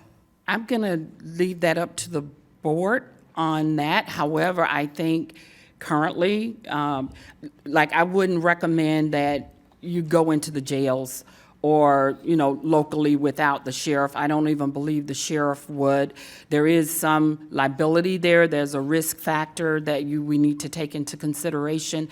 I'm not quite sure what the state does and how they do it, but that is not what I would recommend for this board. If this board or individual board members want a tour of the jail, we can definitely arrange that. The sheriff, I think, would be very happy to do so, but I would not recommend individual commissioners go into such a facility on its own. And I'm not saying I would want to. I guess the point is that if we wanted to, we would be able to, because the state has said we I'm could. going to leave that up to the board. I would caution the board on that because the rules we currently have in place is in compliance with our charter, and I think it also protects you as individuals, and it also protects staff. So Just to clarify, Todd, does our county policy, is it currently overriding what the legislature put into place last year or this year? You're talking specifically to our county charter? Mhm. Yeah, our county charter, and I think the provision that, that Administrator Baker brings up in our county charter is more specific to sort of kind of the separation of powers, between the executive and the legislative branch of the local government. And those are the protections specifically in there. So no, nothing that the legislature did is in contrary to what our charter reads today, and that's still in place in that regard. But there's nothing in our charter specifically that deals with access to buildings or facilities. So it's it's related, but that's a different issue.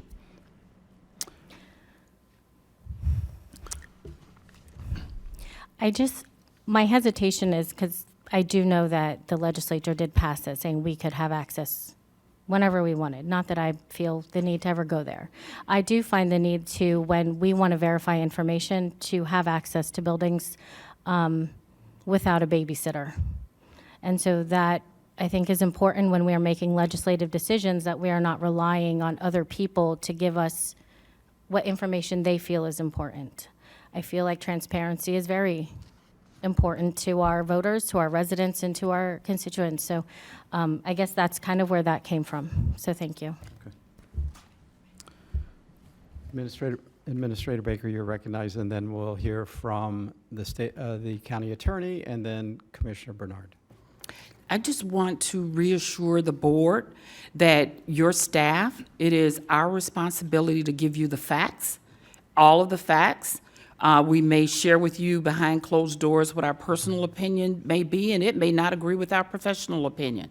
But in all of our capacities, we have a professional commitment that we are to provide you with accurate information and all of the information. So it is never our intent to hide any information from you, regardless of whether it favors what we're recommending to you or not.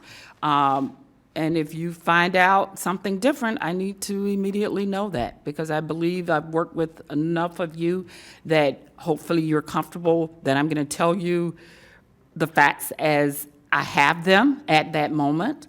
And even if I find out factual information after the fact, I come to you with that information, and I expect my staff to do the same. So if there is an issue there, I'm happy to address that. So please bring that to my attention as soon as possible. County attorney, you recognize. Thank you. As has been mentioned, we do have a county charter that is specifically set up to create a separation of powers, and there's multiple reasons for that. And one of the most important things you look at when you look at a charter is long-range planning and long-range implications. So this is a decision to change that in any way. First of all, obviously, you wouldn't do that without a charter change. But if you were to mix and start to blur those lines of distinction that exist today, then you're going to create long-range problems. If the issue is not feeling like sufficient facts are being obtained, the way we're set up now, you could not go into a department and get separate facts and information, because that would be interfering with the duties and the operation of the administrator. You can certainly have questions, you can have meetings, you can do all of that, but you cannot question or bring into or argue with staff and their direction and their adoption and administration of the policy that is set by the board. So the board's setting the policy, and it's the whole board, not one member of the board, not two members of the board, but a majority of the board. So the challenge is always that with 7 commissioners, not everybody is going to agree on the policies, but it is staff's job to go ahead and implement that policy that the majority of the board has taken. So as far as how that policy is administered and is actually put into effect, that's the job of the administrator. if there's any doubt as to whether full and complete information is being obtained, that's something that has to be brought to the administrator. And if you don't get satisfactory answers, then you need to bring that to the board and say, I'm not getting satisfactory answers. And these are the questions that I have. And there's a couple different routes that you can take. You can send emails. You can say, I want this in writing. I want to see what your answer is, and I'm going to bring that answer to the whole board to review it. That's your right as a commissioner to review those actions of the staff if you're not satisfied. But you can't take that other step of saying, I want to ask staff directly, because in that point, you may be accused of going too far. Staff may feel like you are giving them direction. Staff may misunderstand what you're doing. You may ask an innocent question, and staff believes that means they're supposed to go and put up a new traffic light, or they're supposed to go and change something. And the way that this charter is built and created is to prevent that type of misunderstanding, to make it clear that the commission can only act as a board, not as individual members. The other issue we have is a very real issue, and that is security. We have had actual threats against people in this county, and we will have more threats as time goes on. We don't want commissioners to be unattended to in odd hours in buildings where we don't know where they are. It's important that security is aware. It's important that management is aware. The other issue comes in misunderstandings of facts and information. A lot of times there's context. You may ask a simple question and you get an answer, but that answer is without context. And once you get the context, you understand what the previous information you got really was, why the answer you got was why you got the answer you got. Just one fact doesn't put it in context. So as you go up the chain of management, you get fuller and more complete information. And as our charter is built, it's so that we can protect the policymakers, make sure that they're separated from those that implement the policy. And it is up to the policymakers to hold accountable those people that implement your policy. Thank you. Commissioner Bernard, you're recognized. Thank you very much, Mr. Mayor. Can I ask, are we able to ask questions now, or? Yeah? Yeah. All right, thank you. On the appropriations, just a couple of things that I'd like to talk about. Just on the CR 880 road repair phase 1, I look forward to the conversation with the Glades residents. And so that's something that I do support, and hopefully we're able to really work really hard during this legislative session to work on this appropriations. Green Cave Phase 2, I know that's an important issue for our Vice Mayor. That's something that I truly support. The Palm Beach Lakes Bridge project, Mr. Ricks, if you're able to, can you kind of like give an update regarding, did we request funds for it last year, or where we're at on this item? We have requested last year through the state legislature for funds. Also, we made a grant application, RISE grant application. It was denied. We're looking to try to reapply that. Also, we're at the current status of the project. We're in the design phase and working in the community to make sure we do all the things in terms of the architecture of the bridge, and also provide an enhancement for the community surrounding the bridge so it becomes a community project. But it will provide bike lanes and also basically wider access for the community on that project. But it's probably about $15 to $20 million project, the overall cost, but that's the overall status, sir. And are you working with the city of West Palm Beach regarding what would happen on the below the bridge? Oh, yes, sir. Yes, sir. We're looking at the local community itself. Yes, sir.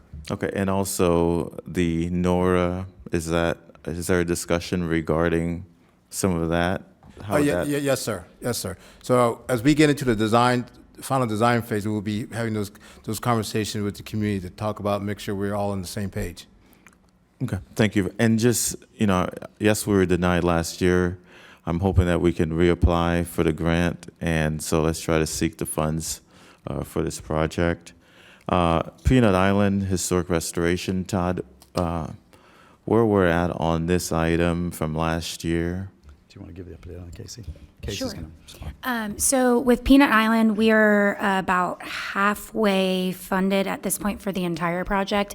Last session, we secured $750,000 for the project. I believe there's also some funds, not only a local match, but some funding that we received through FIND, that district as well.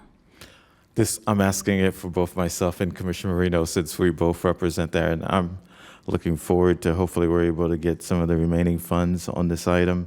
Todd and staff, thank you very much for working with the Westgate CRA on the enhanced lighting, and we know that's important to some of the businesses in the Westgate area.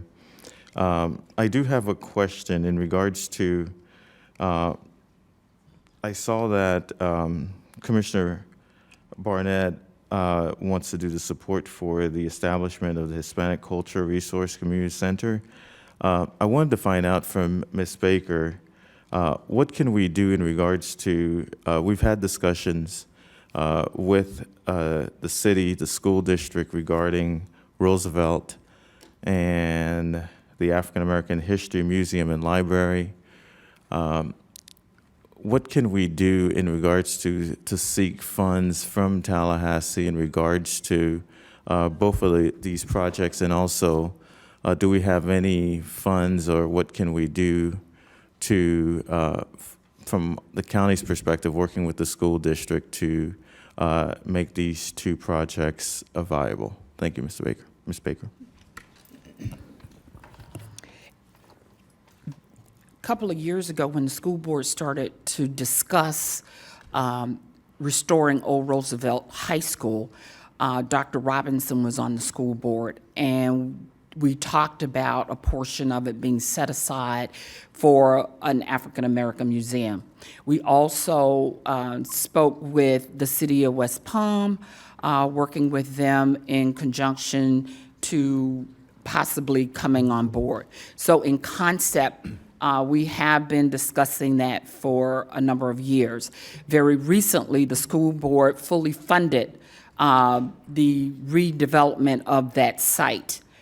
However, the school board does not have the funding set aside for a museum, but the space is there, and discussing that with the school board. We had cultural dollars, if you'll recall, the board set aside about $4 million. So about $1 million of that was reserved. And so that was for the African American Museum, which will take significant dollars more. And if it's going to be a research library and museum, it's within the city of West Palms Beach MSTU for their library, not ours. But it is definitely a area that we could definitely partner, collaborate with the city of West Palm.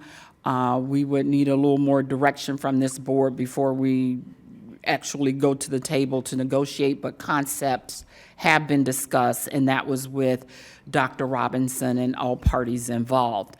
For the Hispanic Museum, Cultural Center, we had Commissioner come on board, and that has been a #1 priority for him.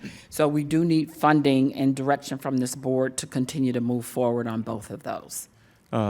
Ms. Baker, is it possible that I'd like for you to get a chance to take a look at the funding, if there are any additional funding or any interest on some of those dollars, whatever that we do have.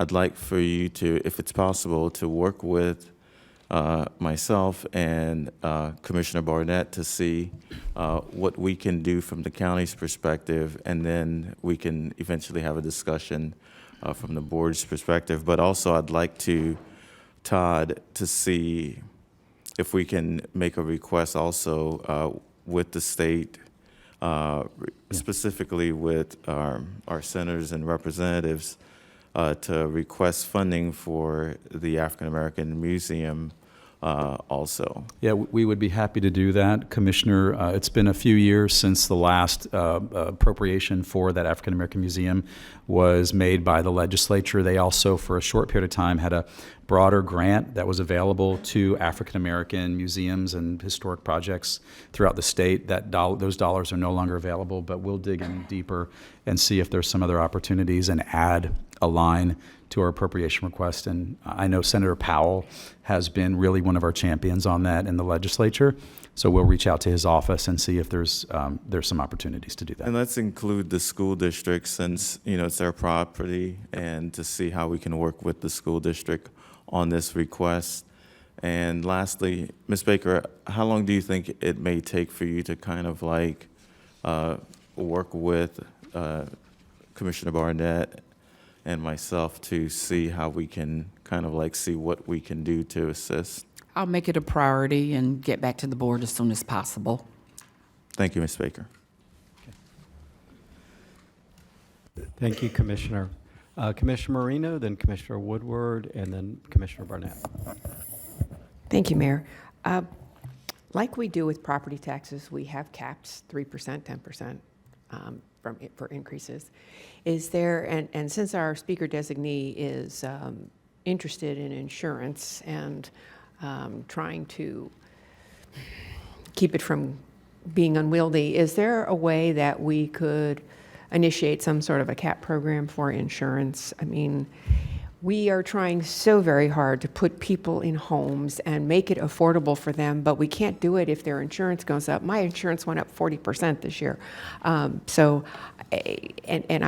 it's a constant battle of, well, why are you insuring this and not that? And, and with flood insurance and the fact that we're going to have, who knows what's going to happen with the flood maps. Is there something we can do to really make it a priority that insurance be looked at and their caps be put on the amount of, the percentage that they can increase? Now, I realize it's a private entity, it's a private business, but the government, we have caps put on ourselves, so we legislate us not making as much money as we possibly can. And I know insurance companies are great contributors to everybody and whatnot, but at the end of the day, if we want to put people in homes and we want to keep people in their homes, this should be a priority of all of ours. So that, I know I didn't put it in my requests since the draft, but going forward, I think this really should be a priority of ours, because it is the one thing that we hear most often is, my insurance has gone up. Can you recommend somebody? And it's unwieldy, and we need to do something about it. So that would be one of my requests. Another one of my requests would be, as we talked about the Department of Health and the building down at South County, I do not see us spending $200 million on a building that half of that is going to be the Department of Health. I might have the percentage of space incorrect. You all can correct me what the correct amount of space is for the Department of Health. But this is not something that is funded by our taxpayers here locally. I don't think it's something that our taxpayers should fund in the way of a building. I think the Department of Health needs to come to the table a little bit more than they have, and I think it needs to be a strong request from us. And, repairs, building repairs and whatnot, I can understand why they look to the county for that, but a brand new building for the Department of Health that would be part of the South County complex is not something I would support. Department of Health needs to come across with some dollars for that, major dollars for that, if they want a brand new building. And CR 880, I know we have some cards in the audience for people that want to speak on that. It is a priority of the Western region, and it is historic, and it's been around a long time, and we need to do everything we can to have those improvements made. So with that, I have my comments. Thank you.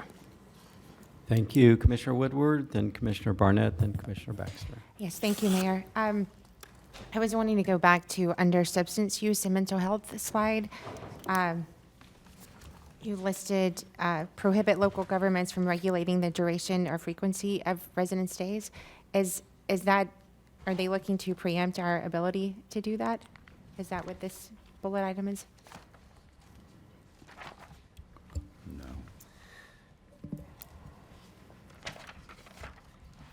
me a second. Let me see if I can get a little bit of background on where they came to on that.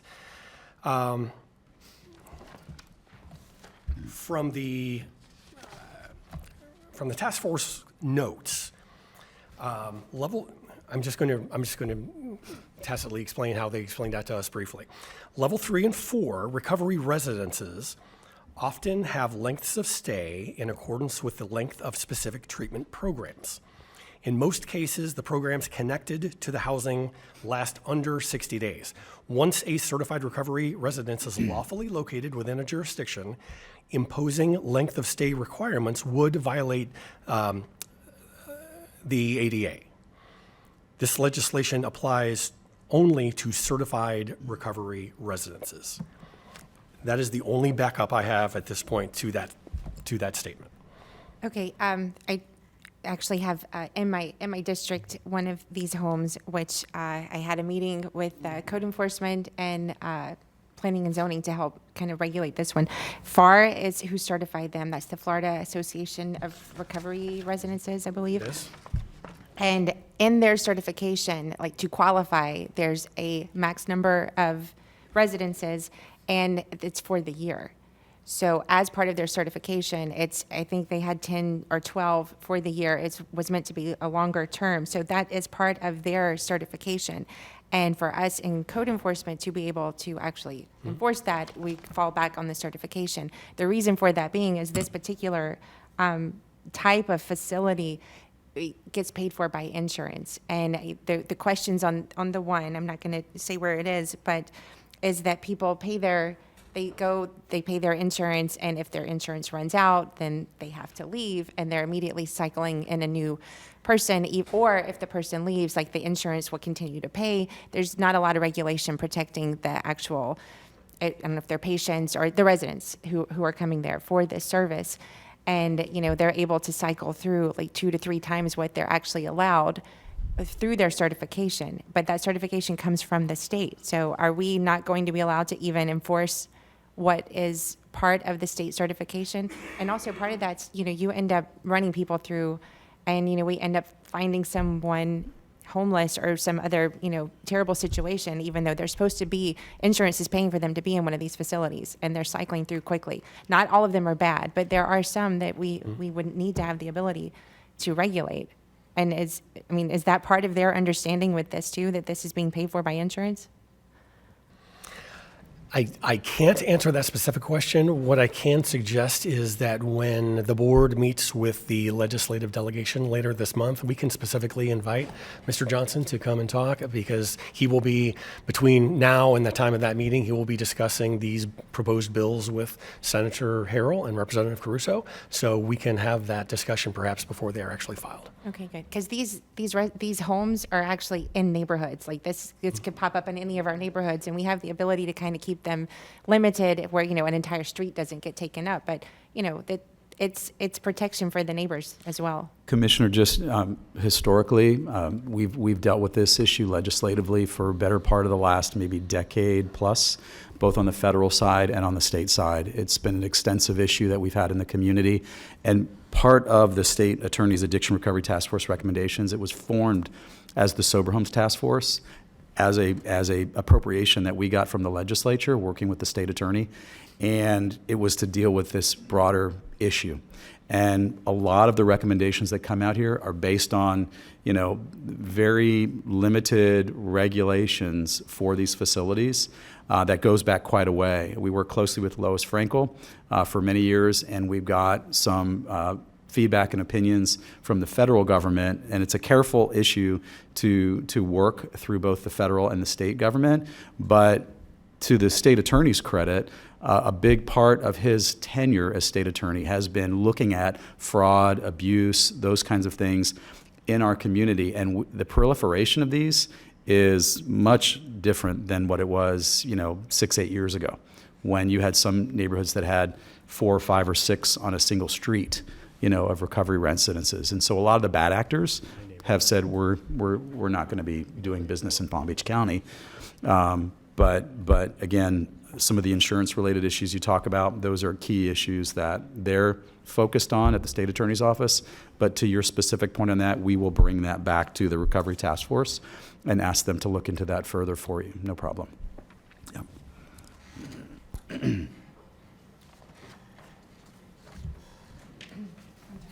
Done? Okay, thank you, Commissioner Barnett, then Commissioner Baxter. Thank you again, Mayor. And Todd, once again, I appreciate you bringing this Hispanic Resources Center issue to the legislature. And I also want to thank Commissioner Bernard for offering to work together on this, not just the Hispanic Resource Center, but also the African American Museum, which, to my understanding, has been simmering on the stove for, what, 8 years or so? Way too long, in my opinion, but perhaps today will be the beginning of some real movement on both the African American Museum and this Hispanic Cultural Resources Community Center, both of which are badly needed and overdue for our communities. Not to beat a dead horse, but I just wanted to thank you, sir, and our Administrator, Virginia Baker, for making this a priority. On the Central Palm Beach County Infrastructure Project, the appropriations request, I believe it was approved by the legislature last year and denied. We're going forward again. Thank you very much for putting that up near the top of the list of our appropriation requests. My district, Central Palm Beach County, has an aging, and I don't know if it's crumbling, but definitely in bad need of renovation in a lot of the cities in my district. I hear all the time from the mayors of Lake Worth, Palm Springs, Green Acres, about the need for this money, this $1 million, which could go a long way towards helping them with their projects there, operating, some of them operating on their own, paying for on their own. They need our support and the support of our legislators in Tallahassee. And along those lines, I wanted to ask you, Todd, if you would discuss a little bit what we talked about earlier today in Palm Springs, a project that's being proposed for the sanitary sewer force main project. It's, I believe, a county and city partnership. From what I understand, both parties, the county and the city, have put up a lot of money to fund this project, which is $10 million estimated, which will take place in phases. Yeah, I hear all the time from Mayor Smith about the need for additional funding. And again, one of their projects last year was denied. I'm glad to see we're going for some money for Palm Springs. And if we could be a partner in requesting, what is it, $3 million? Yeah, Mayor's, specifically, Mayor, this issue that Commissioner Barnett brought to our attention is one that is a partnership that we've had with the village and the county for the Congress Avenue Sanitary Sewer Force Main project. It's very important along that line of infrastructure. But the $3 million right now that's in the pot between the village and the county, the village has asked if we would include that as a support item for the village to move forward, and we would support that $3 million request to match those funds in Tallahassee. So that is certainly something that we can include on our list as a support item for that important project in the village. And I would strongly support this project and inclusion in the legislative agenda if my fellow commissioners don't have any objection. Thank you. Thank you, Todd. Commissioner Baxter, you recognize. Thank you, Mayor. Just a couple questions. And so if the juvenile detention center is replaced on this one, is it going to be near it, on the same property? What's the goal for that? So I think the department's looking at replacing it on the same property. That being said, they just received the funds for the architecture and engineering, so I think all of those details are going to be worked out in the next few months or so, but we'll follow up with the DJJ. I guess I would just like to see, instead of the old one, should the new one get built, kind of look long-term planning, obviously not anytime soon, maybe get rehabbed. We could actually double our capacity to, help. And so potentially, I would like to put that on the radar going forward. Also, I do have a question regarding what does, under education, it has hold harmless for the voucher enrollment. Could you elaborate on that a little bit, please? So The school district at this point in time, there's a couple of news articles that have come out about the popularity of the expansion of the scholarship program. There are concerns, I believe, about the demand exceeding the amount of dollars that have been set aside for that program. And I think there are concerns about what would happen and what series of events would be triggered if those dollars run out. Would the legislature reappropriate funds? Would the school district have to start providing those? I think there's a lot of questions up in the air, and they just want to make sure that should that demand continue and that the legislative projections not exactly hit that mark, but we're getting higher demand, that they are not responsible for whatever repercussions that brings forth. So they're asking us to fight against them having to give dollars to the schools that are receiving the students? I believe it would more be support for them not having to expend resources that they haven't planned on expending and putting aside funds, the limited funds that they have, that they're working with already to fund an additional program that the legislature created and that the legislature has committed to funding. I understand that, but correct me if I'm wrong, do the funds not follow the student then? Because don't they specifically say you have to actually clarify that your student is not enrolled in the public school system to participate in the voucher program? I'm not exactly sure how the dollars flow through the school district. That's something that we can follow up with them on and ask them more questions on. Yeah, I would definitely like some more information because I'm not quite sure what they mean by hold harmless. I do think, if other schools are getting the students, that's where resources should go. I would like to see, our public schools step up and work with people to help everyone want to be welcomed and feel, that they're an important part of the community as well. Also, I just wanted to thank my fellow commissioners for supporting me on County Road 880. I do appreciate that. I mean, that is going to be a huge undertaking, so I greatly appreciate your support on that. I can't say thank you enough. I also want to thank Mayor Kyles and Mayor Wilson for coming down today to help support that. It means the world, and Tammy Jackson Moore. She's huge in helping with this as well. I also, I have a couple concerns regarding an issue with I guess, lobbying our legislature to cap insurance rates. And as everyone else, I have my own issues with that, and my rates have gone through the roof as well. I think one of the problems I had heard, or one of my concerns, is that the reason we're having a problem with insurance rates is because of the lack of companies wanting to come in and provide insurance. So I don't want to fight for something that would not incentivize companies to come here, where I absolutely respect and think, a cap sounds great for insurance rates. And I think potentially on the surface, but I don't want to also get into a situation where less companies are coming here and then it actually goes up because we have fought for a cap. Just bringing that up, I mean, if, see what everyone else thinks, but that's just myself. The more insurance companies that take place, we understand that insurance rates will go down. So I don't ever want to discourage from that. I do agree that the Department of Health, I would like to see them kick in more dollars towards that, absolutely. And I would just ask that we remember these are still our residents who have to use the facility. So just keeping that in mind would be great. Thank you. All right.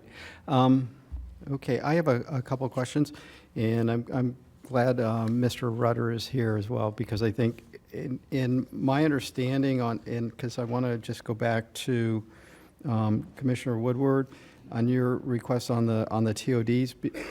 I understand the height issue, potentially needing an exemption, but on the density issue, my understanding and how we are interpreting it here in Palm Beach County, and I'm going to ask Mr. Rudder to come forward, because it's based on what's in our comprehensive plan as opposed to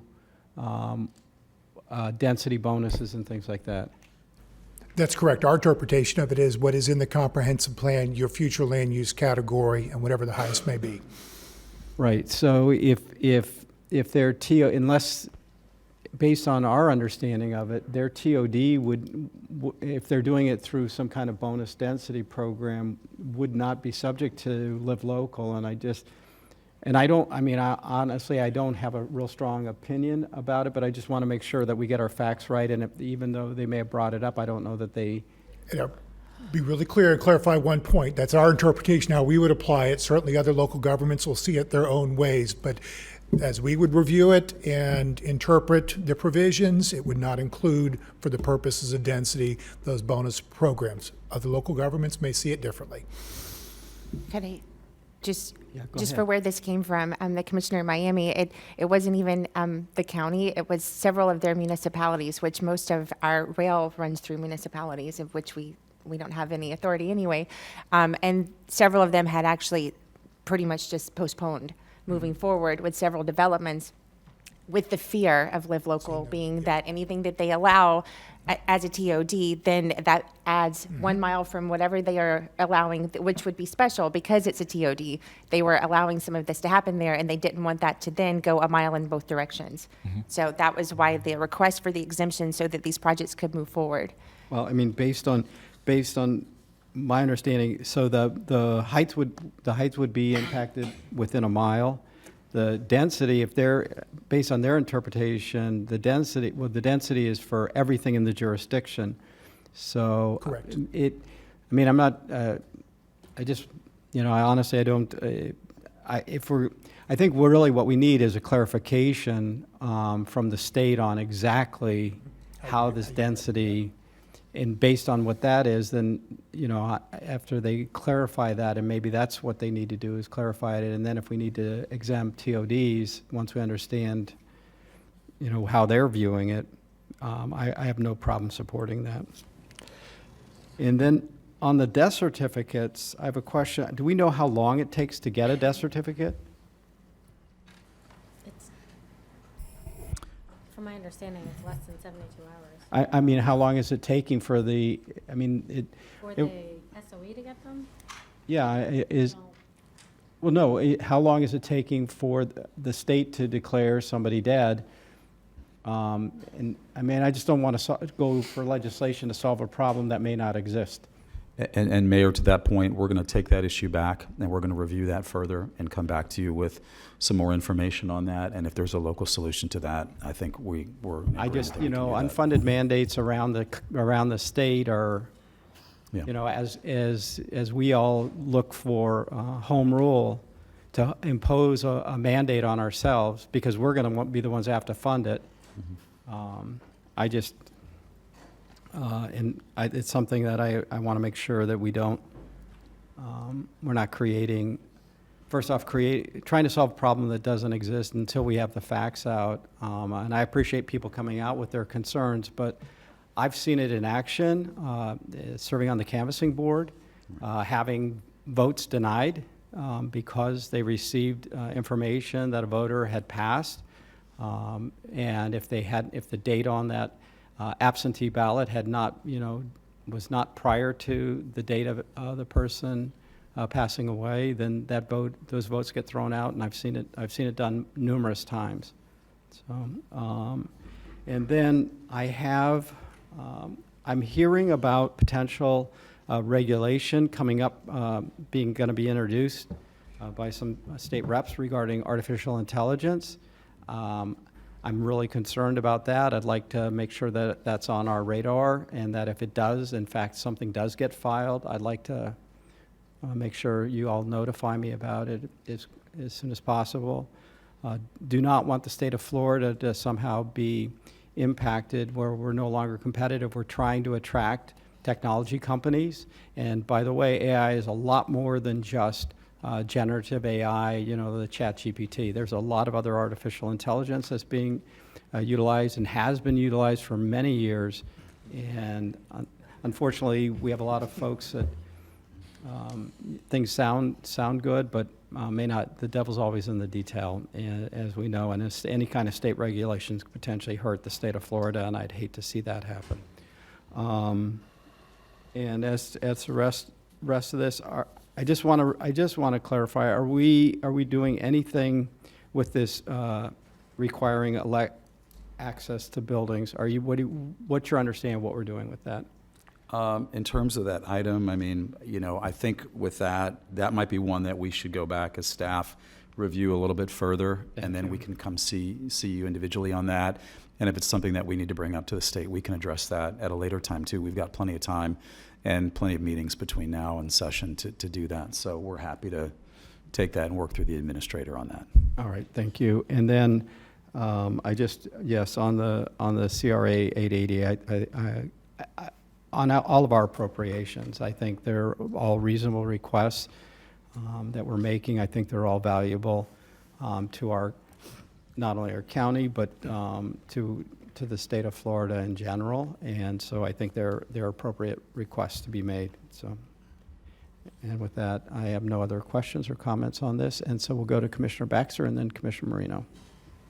Thank you, Mayor. Just for clarification, it was actually Wendy Link who was the one who brought it to our attention that the death certificates don't get sent to them, so they are unaware when somebody passes away. That's where it came from, and I would never ask for something if I didn't at least first have a discussion with her. So it was actually, I believe, her idea, and Representative Roth was brought in on that conversation as well, just so you know.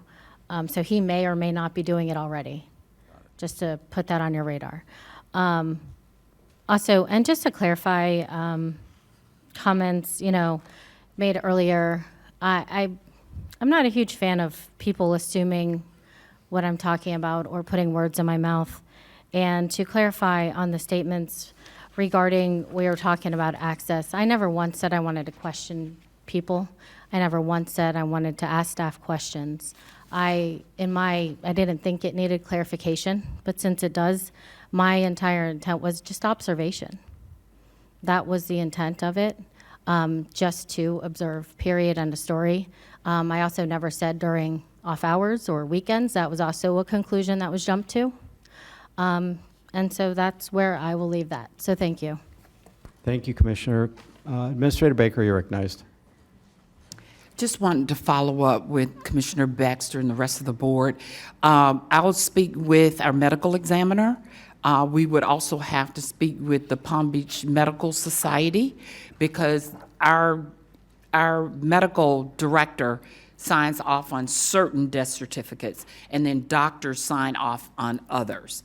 And so somehow we probably need to work together to bridge that so that we could submit to the supervisor of election in a timely manner death certificates that have been signed by blank over a period of time. I don't think that's impossible to do. I think that is something we can definitely get done under my medical examiner and working in cooperation with the Palm Beach Medical Society. Thank you. Commissioner Marino, and then Commissioner Barnett and Vice Mayor. Thank you. I think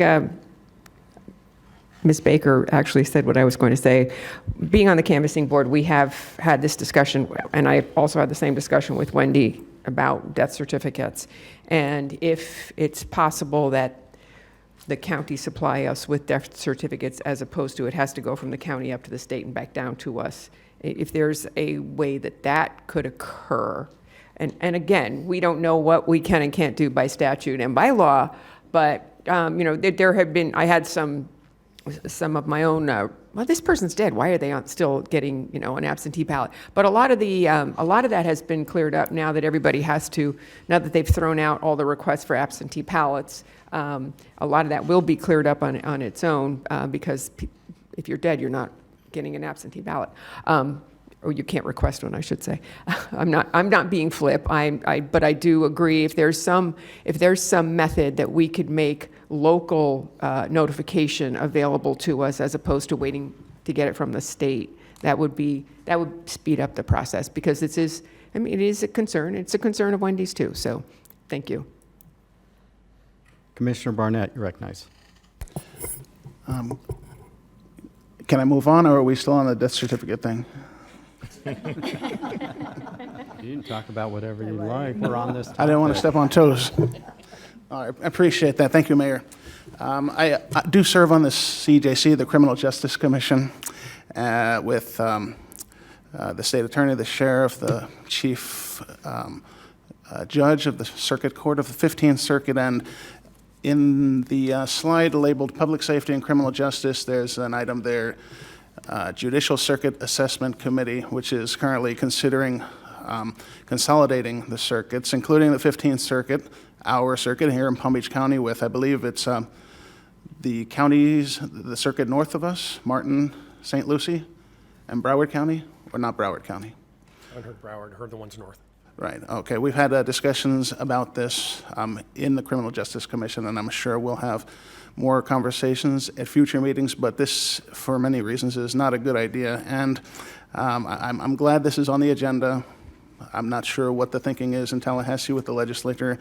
I don't want to assume any intentions, but I'm hoping, in addition to pushing this on our legislative agenda, we could get a letter of support or opposition, whatever the case may be, opposing this move to consolidate the 15th Circuit with the circuits to the north of us. A letter from the Board of County Commissioners. If that's something that's allowed, I think it would send a strong statement.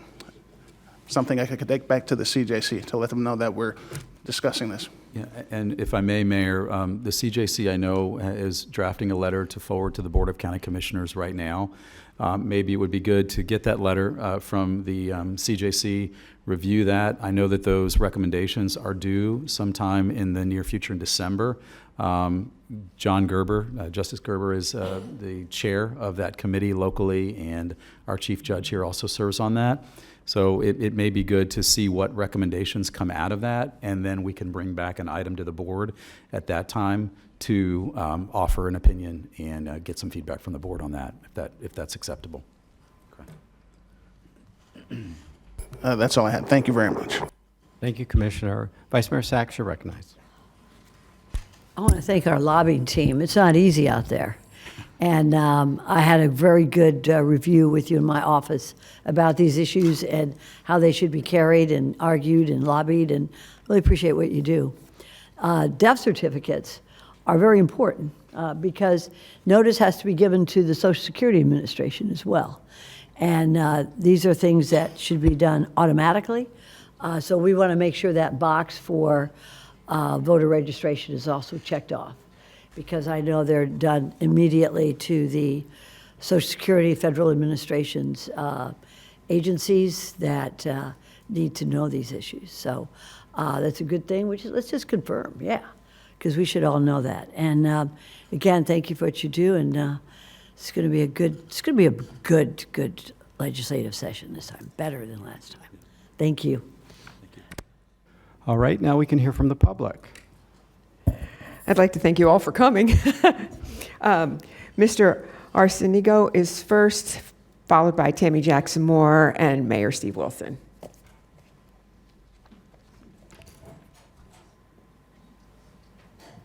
And by the way, since we're talking about Italian today, Arcinigo is actually a commune in the province of Como in Italy. So didn't know if you knew that about your heritage, but just shared with the audience. Thank you. I welcome the opportunity to speak today. My name is Paul Arcinigo. I'm a former chairman of Florida Fruit and Vegetable Association and a vegetable grower in the Glades region, company called Growers Management that I own. County Road 880 is 100 years old this year, and I believe it has reached the end of its useful life. From Deeter Road to 20 Mile Bend, much of the traffic on County Road 8080 carries agricultural commodities and the people involved in bringing our locally grown foods to markets and homes, including here in coastal Palm Beach County. There are about 125,000 acres produced in the AA, Everglades agricultural area, in just vegetables alone each year. Leafy greens, cauliflower, broccoli, sweet corn, greens, beans, radishes, the list goes on. It's where we as farmers and growers feed our region, state, and country as well during the winter months. We are local American farmers meeting domestic demand for domestic food supply. Now, I'd like to thank the county and its staff, particularly some county commissioners who have come to our area, have driven the roads to see the need, and we appreciate anything that's being done to push this forward project on behalf of not only farmers, but the citizens in Florida and Palm Beach County as well. This road was built on muck 100 years ago, and it services the largest agricultural county east of the Mississippi River. Most importantly, it shows that Palm Beach County is prioritizing safety. On behalf of local farmers and growers, we provide our support, and we're just a phone call away to cooperate in joining any conversation, any visit to the area to show you County Road 880. I would like to add that I was the first citizen responder to an automobile accident involving the fatality of an infant and that infant's mother. Both were ejected from the car as it flipped on a section of County Road 880. It involved response. I waited and provided my assistance until Palm Beach County Fire Rescue arrived, PBSO. They were great. I know my time's up, as well as Trauma Hawk arriving to transport the mother to a hospital. We appreciate the support and any conversations going forward. Thank you, sir. We appreciate it. Thank you. Very much. Ms. Moore? Thank you so much. Good afternoon. I'm Tammy Jackson Moore. I'm a resident of the Glades community. Been a resident for about 30 years, and I'm super excited to see that there is some consideration going forward relative to County Road 880. And as I sit and I listen to everything that everyone has said about 880, as I mentioned, 30-year resident, I am now beginning to wonder and still trying to get my head around this at one time being the only road for the Glades area, either east or west to West Palm Beach. So again, thank you so much for this. But I would like to talk about how critically important it is for us to bring County Road 880 to current safety and drivability standards. I have several friends who have been involved in accidents on County Road 880. I have several people that I know that have lost their lives on County Road 880. So it's extremely important that we get it right this time. And I do have some statistics from our friends in law enforcement. In 2019, 30% of the calls dealt with incidents on County Road 880. In 2020, 24% of the calls dealt with incidents on County Road 880.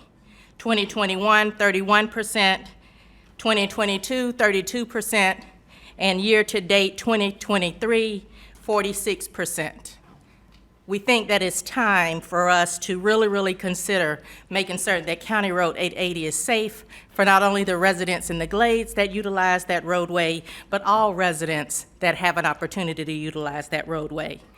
As a co-founder of the Guardians of the Glades organization, I am extending our organization to assist in identifying and securing any dollars that might be available to assist you in addressing County Road 880. Thank you. Thank you. Mayor? Good morning, good afternoon. Good morning. Mr. Mayor, Vice Mayor, and to all the commissioners in their respective places, to our county administrator, Ms. Baker, and to the entire staff, and to our top administrators. I need not pause to say to all of you on how appreciative we are for the things that you've done, the things that you're doing, and the things that you will continue to do for the folks in Palm Beach County. Yes, it's a place where most of us like to live, work, and raise our families. We brag on the fact that Palm Beach County is one of the fastest growing counties in the state, if not the country.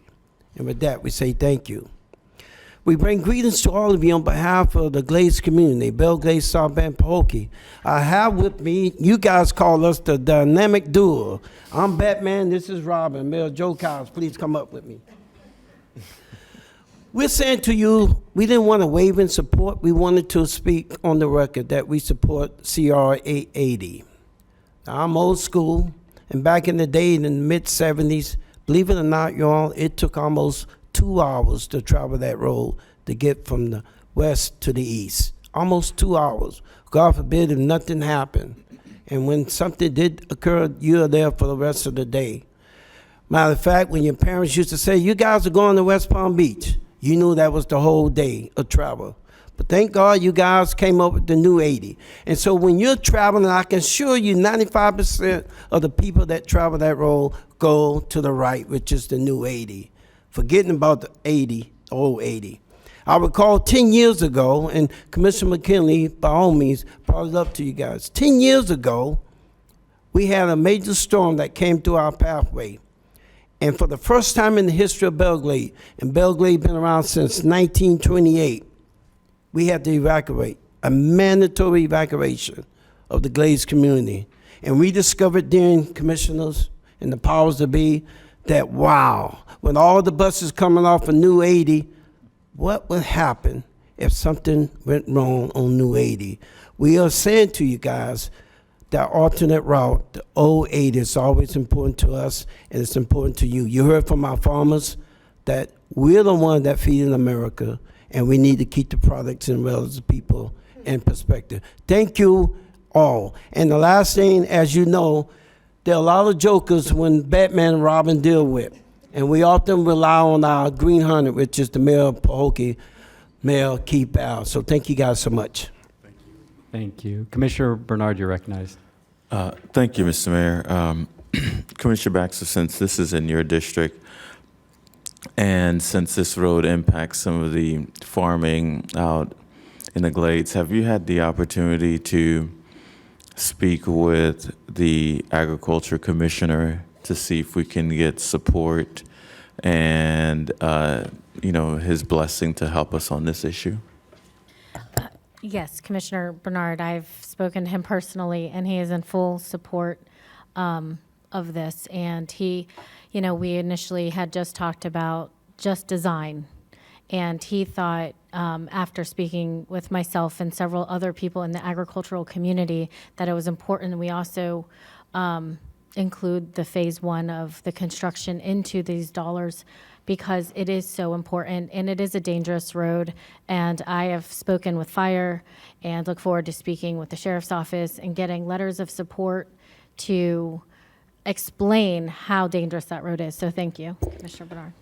Thank you, Mr. Mayor. Just a follow-up. Since you mentioned a letter of support, would you like for the mayor to execute a letter of support on, by the boards? I would greatly appreciate if the board would also provide a letter of support. That would be phenomenal.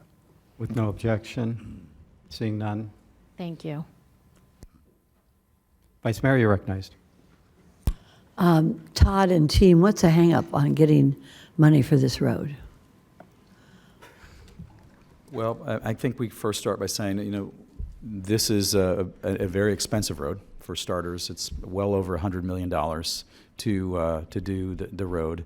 It's one that the farmers have brought to our attention before, and to their credit, they continue to stay on this and not letting go right now.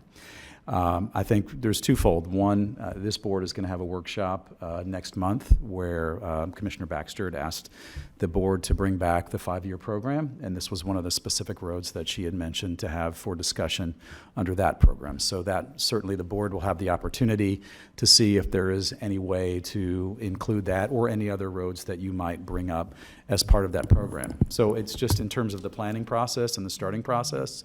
This road has received funding in the past. A lot of that has been for resurfacing. But the reality of it is that the underworkings of that road and the engineering, when we get to the engineering and design of it, I mean, the muck that exists in the glades, we've heard a number of times, is what creates that waviness. And so you really have to re-engineer this road if you want to bring it up to, a certain level of standard that a lot of the agriculture community is asking for and what we've heard for. So it takes time and it takes, financial resources to do. No, in the 1920s, that city was created. We heard about how many billionaires live in this county. And we cannot really have a livable county unless we have connectivity. If a man, a wife, family can't get from the Glades to the island of Palm Beach, we don't have a county that's livable. So I really, really would like to focus on what we can do. Our roads are almost getting embarrassing. I mean, I live in a district where Lyons Road, I was on it last night, there's no street lights. It's dangerous.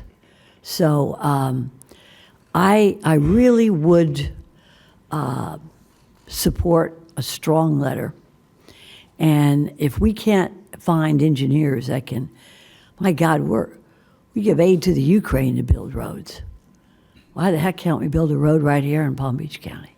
It's a little embarrassing. So let's get the best engineers, probably right here at our universities, and find a way to build a road that can service our communities to the west. And that goes through the entire county. But I want to put a strong focus on this. Otherwise, let's have a legislative session or a committee meeting out in the Glades. We'll take some of those committee people from Tallahassee, let them drive out there and see what it's like at night. So I definitely second that motion and strongly urge us to push very quickly and hard on this issue. Thank you, and I know you will. Thank you, team. Commissioner Bernard, do you recognize? Thank you, Mr. Mayor. Commissioner Baxter, since Congresswoman Sheila Phyllis McCormick represents the Glades, I'd like for us to, through you, if we're able to make any requests from the infrastructure bill, and or if there's any special allocation, whatever that she can do through your office, Commissioner Baxter. Mayor, if I may. Sure. Yes, absolutely. And I had mentioned this also. I would absolutely like to also go after the federal infrastructure dollars for this project. And I would absolutely love if we could have a meeting with Sheila. I can never say the first part of it, so forgive me. But Congresswoman, so if we could do that, it would be absolutely amazing. So thank you. Thank you. Administrator Baker, you're recognized. We've also hired some grant writers to help us apply. We did apply. Previously, we were turned down, and so we're going another route. We're working with others that have been successful, and we want to be successful on getting the dollars in. So we are working on it, and we will definitely follow up with the Congresswoman as well. All right, we have had public comments, and I don't see any other lights lit. Mayor, do you need a motion? We do need a motion. And if you don't mind, Mayor, I know there were a number of revisions that were added, so if I can help you with that motion of some of the, so we make sure we capture what you're requesting for, if that's okay, if you can indulge. So the motion would be to adopt the agenda with the following revisions to that agenda. The Palm Beach State College items that Casey discussed in the front were slightly different from what's in there. That's an updated version, so it would include Palm Beach State. The TOD item clarifying the revisions into Live Local and how that would apply. The support for the Hispanic Cultural Resources Community Center. The Palm Springs Congress Avenue sanitary sewer force main support, the $3 million request there. The monitoring of AI legislation and the regulatory changes to its use. And then the last one I had on here, in addition to the letter of support, but the issue of the insurance component.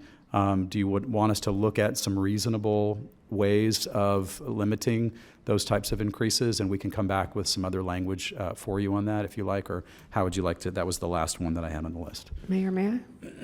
Please. I am not against business being in our state. I just think that there needs to be a way to make insurance more cost-effective, because if it's not, then we are not going to have housing. Forget about housing for all.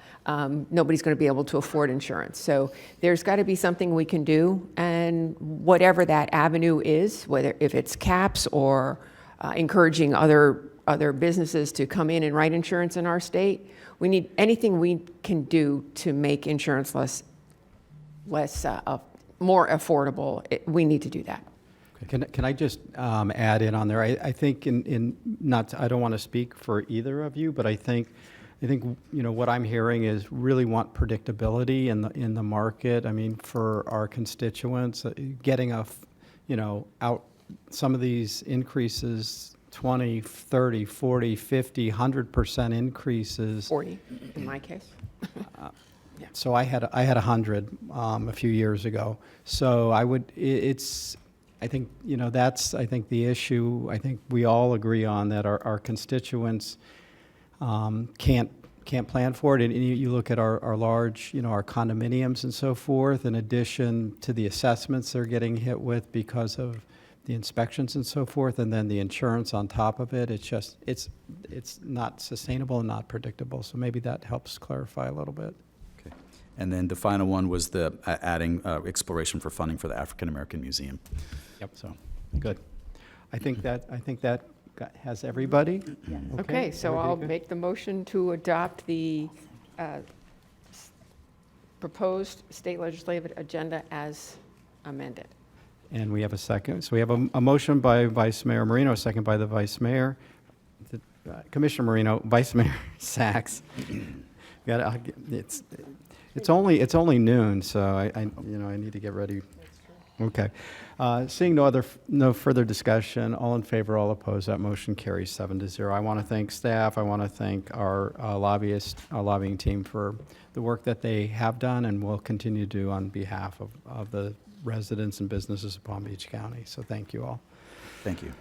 All right, moving on to item 5B1, and this is for our airports.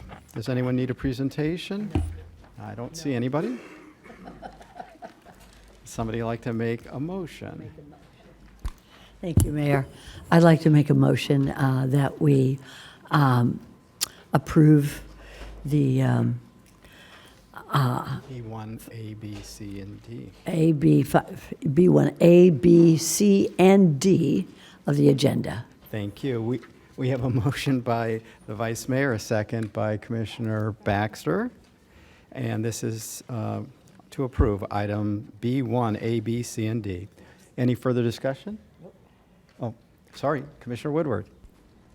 I just wanted to congratulate the airport. I got an email received that J.D. Power and Associates ranked our airport number 4 in the nation. So congratulations.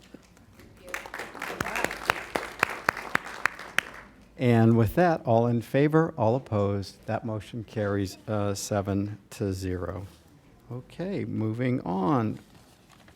Mayor, I'll make a motion that we approve the 2023 update of the management plan for Pine Glades Natural Area. We have a motion by Commissioner Marino. We have a second by the Vice Mayor. Is there any further discussion on this item? This is an updated management plan. Seeing none, all in favor, all opposed, that motion carries 7-0. Okay. We are now to item 5D1.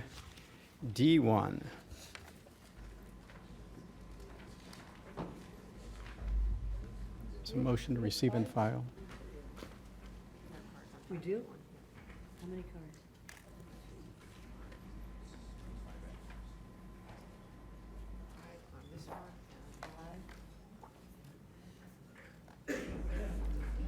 Five and 3? 5 and 2.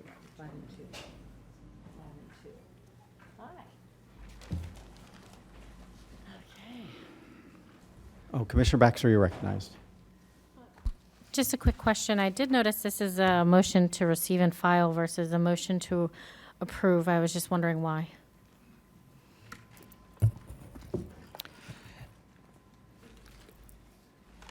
Mayor? Oh, I'm sorry. Administrator Baker, you're recognized. We're recommending a receive and file due to the fact that a majority of our revenue, short of the 200 million, and the 5 million that you've allowed me to accumulate over the years, comes from the federal and state government. They set the rules on how we spend this money. We bring a plan to you as a result of their guidelines. And so to adopt this plan that this board would have no control over would be a major conflict with having to make sure we're spending dollars, CDBG funds, along with SHIP, in compliance with the state and the federal government. We 100% support workforce affordable housing. And we have, this board, as well as previous boards, have definitely shown that through creating community land trusts, along with our mortgage program for people that have blemishes but are still able to afford those things. We have created incentives for affordable housing. We've created workforce housing program, and we continue. This board allowed us to accumulate $60 million and put that on the table and out the door for workforce affordable housing. The infrastructure sales tax, the Board of County Commissioners approved and allowed us to set aside $25.5 million. We are currently paying for the operation of 3 resource centers to help with the homeless in this county. I am currently working with the city of West Palm, speaking to them in concept on possibly another site that hopefully they will be responsible for. So we will always support workforce affordable housing. I understand where the Housing Leadership Council is coming from. However, also in here are things that we, the county, cannot approve because it's going to take the cities to approve and implement. And so we all want home rule, so we're trying to address that issue. Mayor, a follow-up, if I may. Please. How will it impact the builder's ability to deliver on the affordable housing and workforce housing?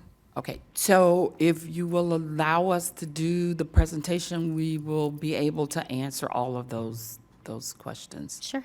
Okay. You're recognized, Ms. Miller. Good afternoon, okay? Good afternoon.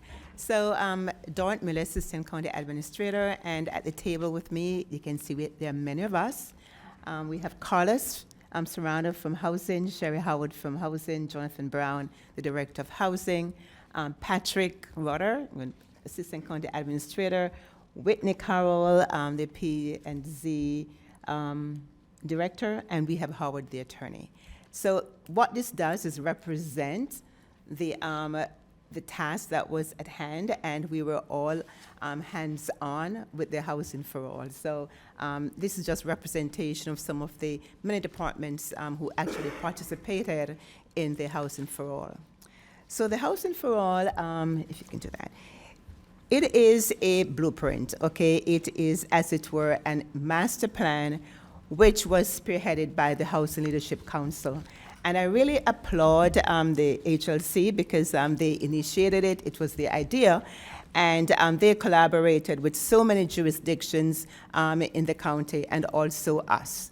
So the plan is a master plan for the entire county, not only unincorporated Palm Beach County, but all 39 municipalities. It involves engagement from developers, bankers, CRAs, not-for-profit. So it is for everybody, not only Palm Beach County. So it's an action plan. The draft plan was presented to the board on April 25th earlier this year. And you had discussion, and you directed HLC to continue working on it, and we've been working with them collaboratively. And now what we have today is a final form. The stakeholders, and I want to just recognize Commissioner Bernard. Commissioner Bernard was designated as a representative from the board to be on this plan. We have had numerous meetings. Administrator Baker and numerous employees worked on the plan. So, they have been very engaged and very diligent and patient with us and the HLC, and we have made a number of comments that are included in the plan. So the purpose of the plan is to increase the number of workforce in affordable housing and also to increase the preservation of affordable and workforce housing in Palm Beach County. And so what I will do is just go to the next slide. We have looked at each of the 64 action items that were in the plan, okay? The planning and zoning, the Commissioner, Administrator Baker, Housing Department, Office of Community Revitalization, and also Community Services. Every single item has been reviewed, and what we have done is done certain classifications. So I'm going to ask Jonathan now to just go through the basic framework of the plan, what the areas are, and how we have categorized them in terms of the 64 action items. Okay, thank you, Dort. Thank you. Good afternoon, Mayor, Vice Mayor, Commissioners, Administrator Baker. So as Dort mentioned, the plan is broken into 4 sections. Funding and financing, 18 action items. We'll discuss some of those as we move forward. The planning and regulatory reform section, the neighborhood revitalization and community development section, and racial equity. So as Dort mentioned, a number of county departments have reviewed the plan to bring forth today these recommendations. And so of the 64 action items, 23 items are currently already addressed or implemented by the county. 14 items need further staff review, and that's an interesting one because, again, as the recommendations came forward, if they were in conflict with existing administration or Board of County Commissioner direction, then we put those items as need further review. 17 items are supported by staff. Those could be items that include, things such as whether or not we want more philanthropic efforts, or things of that nature. And so we were able to support some of those efforts that are there. 2 items are not supported by staff. The use of workforce housing in lieu funds countywide. We have a SHIP program. We have a home down payment assistance program. We believe that we are more than sufficient to cover those needs as best as we can with those funding sources. And then the increase in the impact fee credit assistance program, where the request was to go from 50% to 100%. Staff does not support that in terms of the impact fee programs. And then there were 8 items that are not applicable to the Board of County Commissioners, more applicable to the municipalities, school district, et cetera. And that's basically where our review ended, and we're more than happy to address questions that we can regarding the staff's review of the plan. All right, Commissioner Bernard, you're recognized. Thank you, Mr. Mayor. I'd like for us to receive some of the comment cards, so in that way to ask some of the questions. Okay, no problem. We will move to public comment unless anybody has a burning desire to. I don't see anybody, so. Thank you, Mayor. We have several comment cards. May I have Reverend Gerald Kisner, followed by Annie Nelson, Skip Miller, Suzanne Cabrera, and Michelle Jacobs.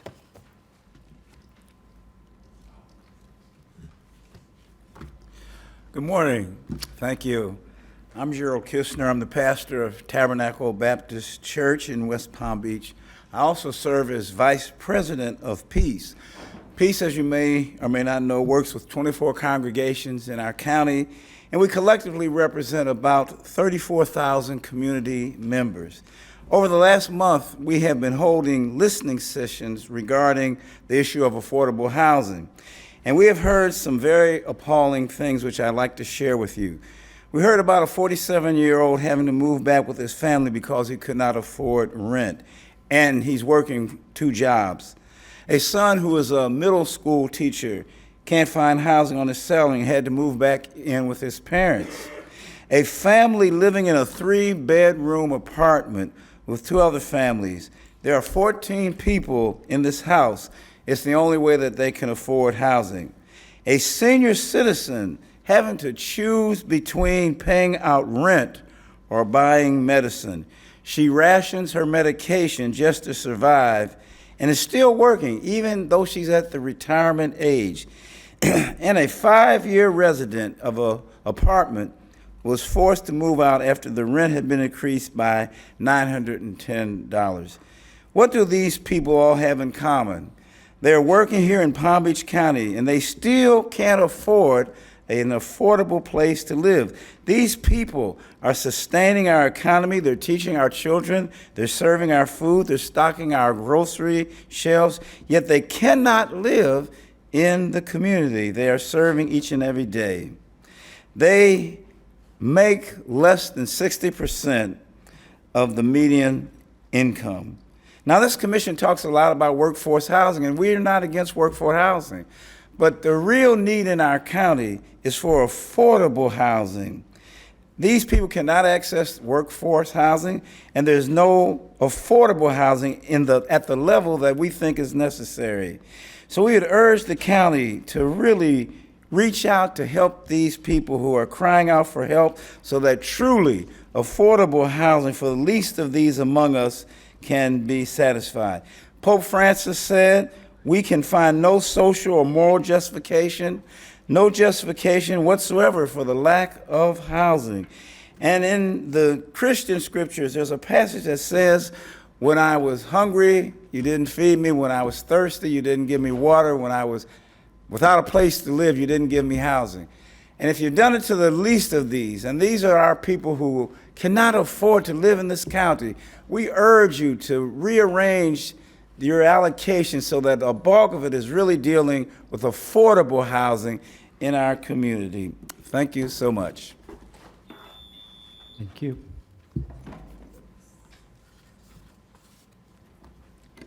Good afternoon, Mayor, Vice Mayor, Commissioners, Administrator Baker. My name is Annie Nelson. I live in the city of West Palm Beach. I'm here to speak on behalf of affordable housing.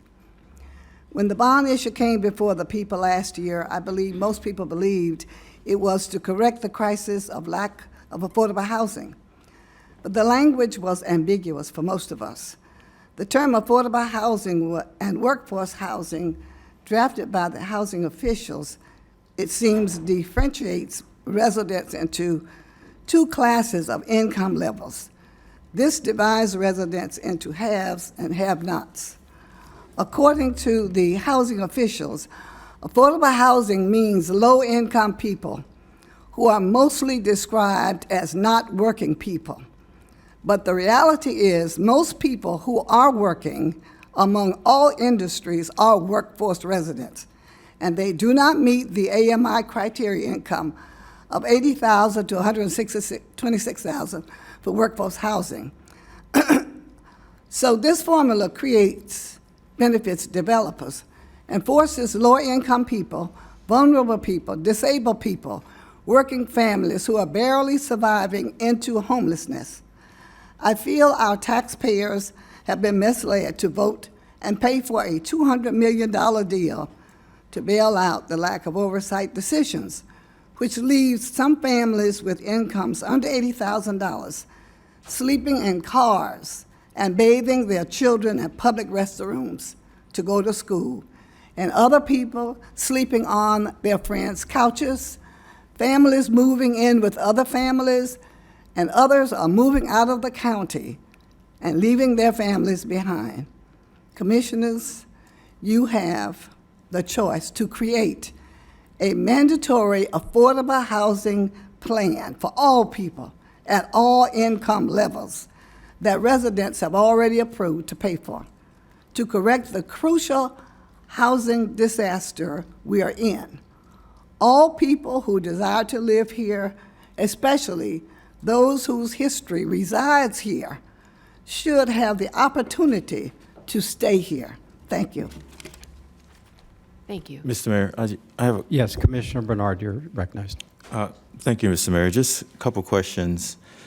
Ms. Baker, in regards to the the penny sales tax, did we allocate funding for the penny sales tax to address extremely low-income residents?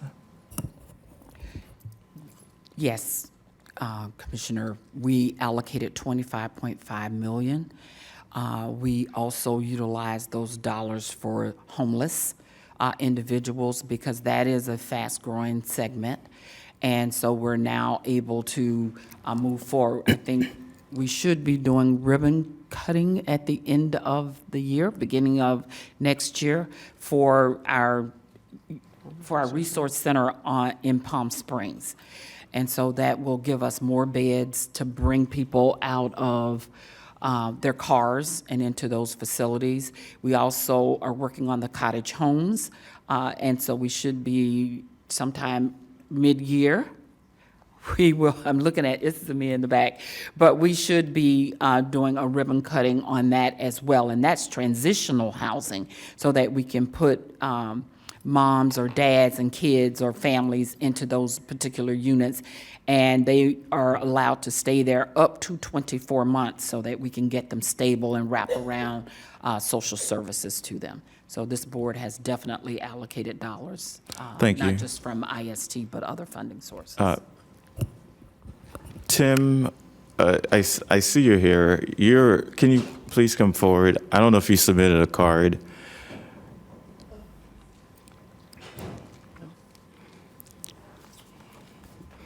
Yes, Commissioner. Tim Wheat with Pinnacle. I submitted a card on the next item. You're an affordable housing developer, and, you know,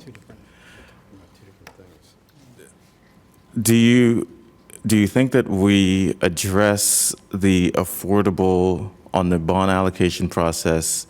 Did we address the issue in terms of affordable housing in the Yes. bond allocation process? Well, in the bond allocation, you made two stratifications when you agreed to issue the bonds. One was addressing affordable housing for people from 80% of area median income all the way down to, in essence, nominal or extremely low income. And then you created a stratification to address workforce housing, which I believe was from 60 to 140% of the area median income. My comments on the allocation plan will address the comments of what we as affordable developers need to do in terms of best practices to merge the bond allocation funds to deliver affordable housing at that 80% or below stratification. So the short answer is yes.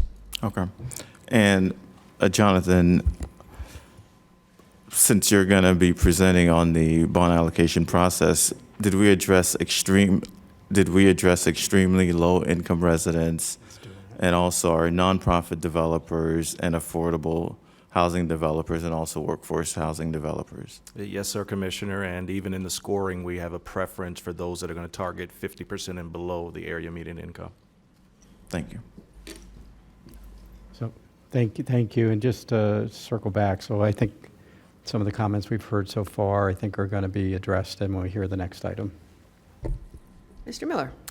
Thank you. Good afternoon, Mayor, Vice Mayor, Commissioners, County Administrator Baker. My name is Skip Miller, and I'm the chair of the Palm Beach County Housing Plan Steering Committee. Thank you for giving me the opportunity to speak to you today. The steering committee consists of almost 200 stakeholders with a variety of backgrounds and expertise. 19 of those participants were county staff, including Commissioner Bernard, and dozens more are city council members and city staff. Palm Beach County's countywide action plan, Housing for All, is the product of over a year of presentations and brainstorming by these stakeholders who want Palm Beach County to be a thriving community for our residents, many of whom find it increasingly difficult to afford basic housing. The plan is a valuable blueprint for how to achieve a significant increase in the production and preservation of affordable and workforce housing in our community. Far too many families in Palm Beach County can no longer afford to live here because of the high cost of housing, nor can our young adults entering the workforce or new families wishing to relocate here and sustain our economy. We appreciate the contribution of county staff to the plan. Many of the recommendations made by county staff have been incorporated into the plan, and the overwhelming percentage of the county's August 24th comments are supportive of the action items recommended by the plan. The plan reflects the county's commitment to affordable and workforce housing, and we are looking forward to working with the county and municipalities in the county to implement the plan's various action items. As I've said many times, the plan is not self-implementing, and it will take an ongoing dialogue with the county and its municipalities to achieve our goals. We note that the recommendation of county staff is to merely receive and file the plan. It is crucial that the County Commission approve the plan. Approval will further demonstrate the county's commitment to affordable and workforce housing and will unlock private and philanthropic funding sources available to our community that would not be available in the absence of an approved countywide housing plan. To merely receive and file the plan, as is being recommended by county staff, would be perceived by funders as an indication that the county is not serious about addressing the high cost of housing in the county. Also, I can't think of a downside to the county if you adopt the plan as opposed to merely receiving and filing it. There is nothing in the plan that would contradict or hinder federal or state requirements for housing funding. The county's comments reflect a few remaining areas of disagreement, primarily situations where existing county codes, regulations, or policies are inconsistent with the recommendations of the plan. With respect to those areas of disagreement, if the County Commission chooses not to adopt the plan in its entirety, we think the appropriate action for the County Commission is to approve the plan with specific exceptions. And in some instances, as noted, we agree with the county's comments and we will be revising the plan accordingly. Those areas of disagreement are noted in both the county's latest comments and our response to those comments and can be individually discussed with the County Commission if desired. On behalf of the entire community, can I go 15 seconds?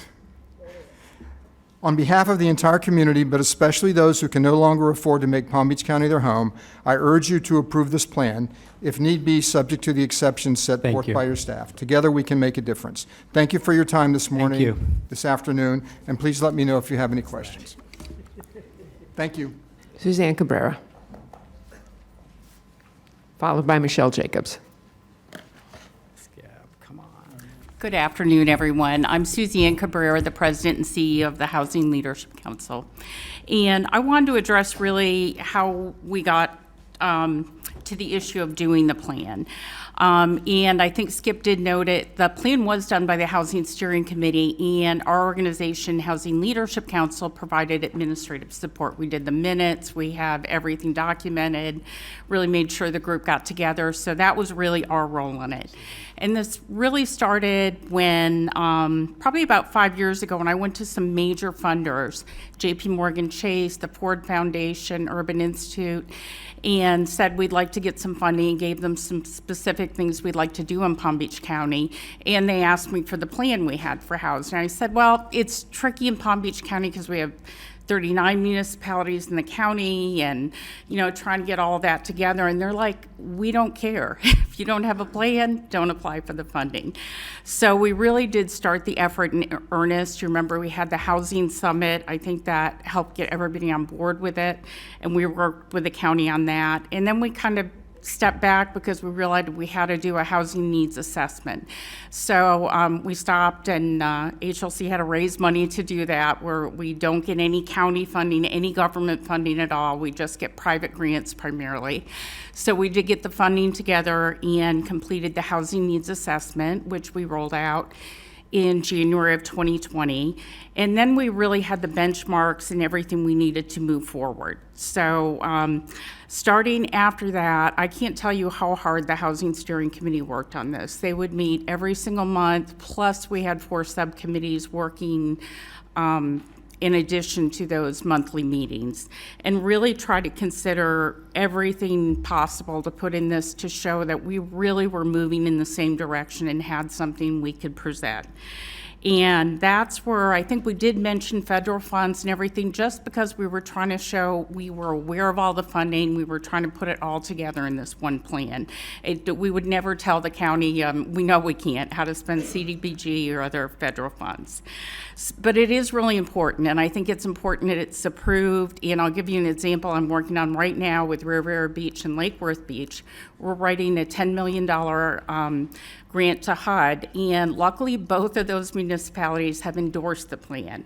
So it's easier when I'm writing the grant to say we, you know, attached is our endorsed plan. And we did invite the county to be part of this, but I think it was more appropriate for those two municipalities. So that's really what's going to be coming forth, is we have to show we're all on the same page, that we all really are working together. So I also would ask you to please approve the plan. They endorsed it, whatever it would be, to show that we're all moving in the same direction. And I just want to invite you all to the last part of the plan we're rolling out. The housing equity rollout is November 1st at 8 a.m. at the Riviera Beach Marina Event Center, and you're all invited. Thank you. Ms. Jacobs? Yes. Good afternoon, Mayor Weiss, Vice Mayor, County Commissioners, Virginia Baker. Thank you so much. My name is Michelle Jacobs. I'm the President and CEO for the Economic Council of Palm Beach County. We are a business organization, and we focus on ways in which business can prosper throughout Palm Beach County. We actually were the organization that created the Housing Leadership Council in 2005. And in our almost 50 years, we've been involved in numerous different initiatives throughout Palm Beach County. We and many of our members have participated in the drafting of this Housing for All plan. We actively adopted it and approved it before it was even finalized, because we understand the impact of the lack of housing has on our business community. You all feel it, your employees feel it, and the employees of all of our companies feel it as well. A plan is only good when every party doesn't get everything they want, and that's where we are today. We have done such great work on compromise, and I would say 95% of this plan we're in line and agreement on. Yes, there are a couple things that we don't agree on. It's a fluid document. It will continue to evolve, but it's really important that we come together, as Suzanne said, and show that we have a comprehensive countywide plan that we all, in theory, can adopt. Is it perfect? No. But can it continue to be improved? Yes. I would say that this work has been happening for 2 years. And as Skip said, there's been hundreds of stakeholders. Many of you have participated on this, as well as municipalities.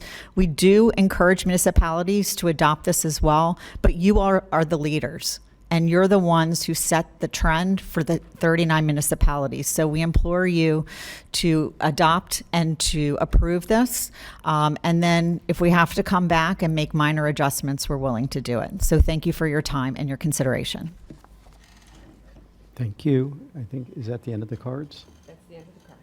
Okay, we'll bring this back. Commissioner Barnett, you're recognized. Thank you, Mayor. To Michelle's point, this question is for staff.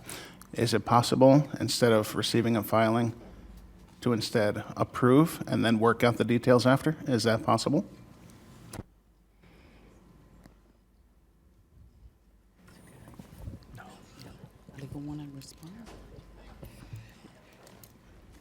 Coming from your administrator, I would say to receive and file. I think we can talk about, yeah, we do endorse the program, because we're doing most of it now. But to adopt, when you adopt, I am thinking you're going to follow this plan. There are things in here we don't have a problem with, such as CRAs creating revenue for workforce housing. The county is responsible for one CRA. We're not responsible for all the other CRAs. And those are the little things that we're talking about. We wholeheartedly worked with them under Commissioner Bernard's leadership and direction. We're going to continue to work with them. And I've said to them, this one and the following document that will come forward is a living document. I mean, we're working through these things. But I would not, as your county administrator, recommend that you adopt this plan.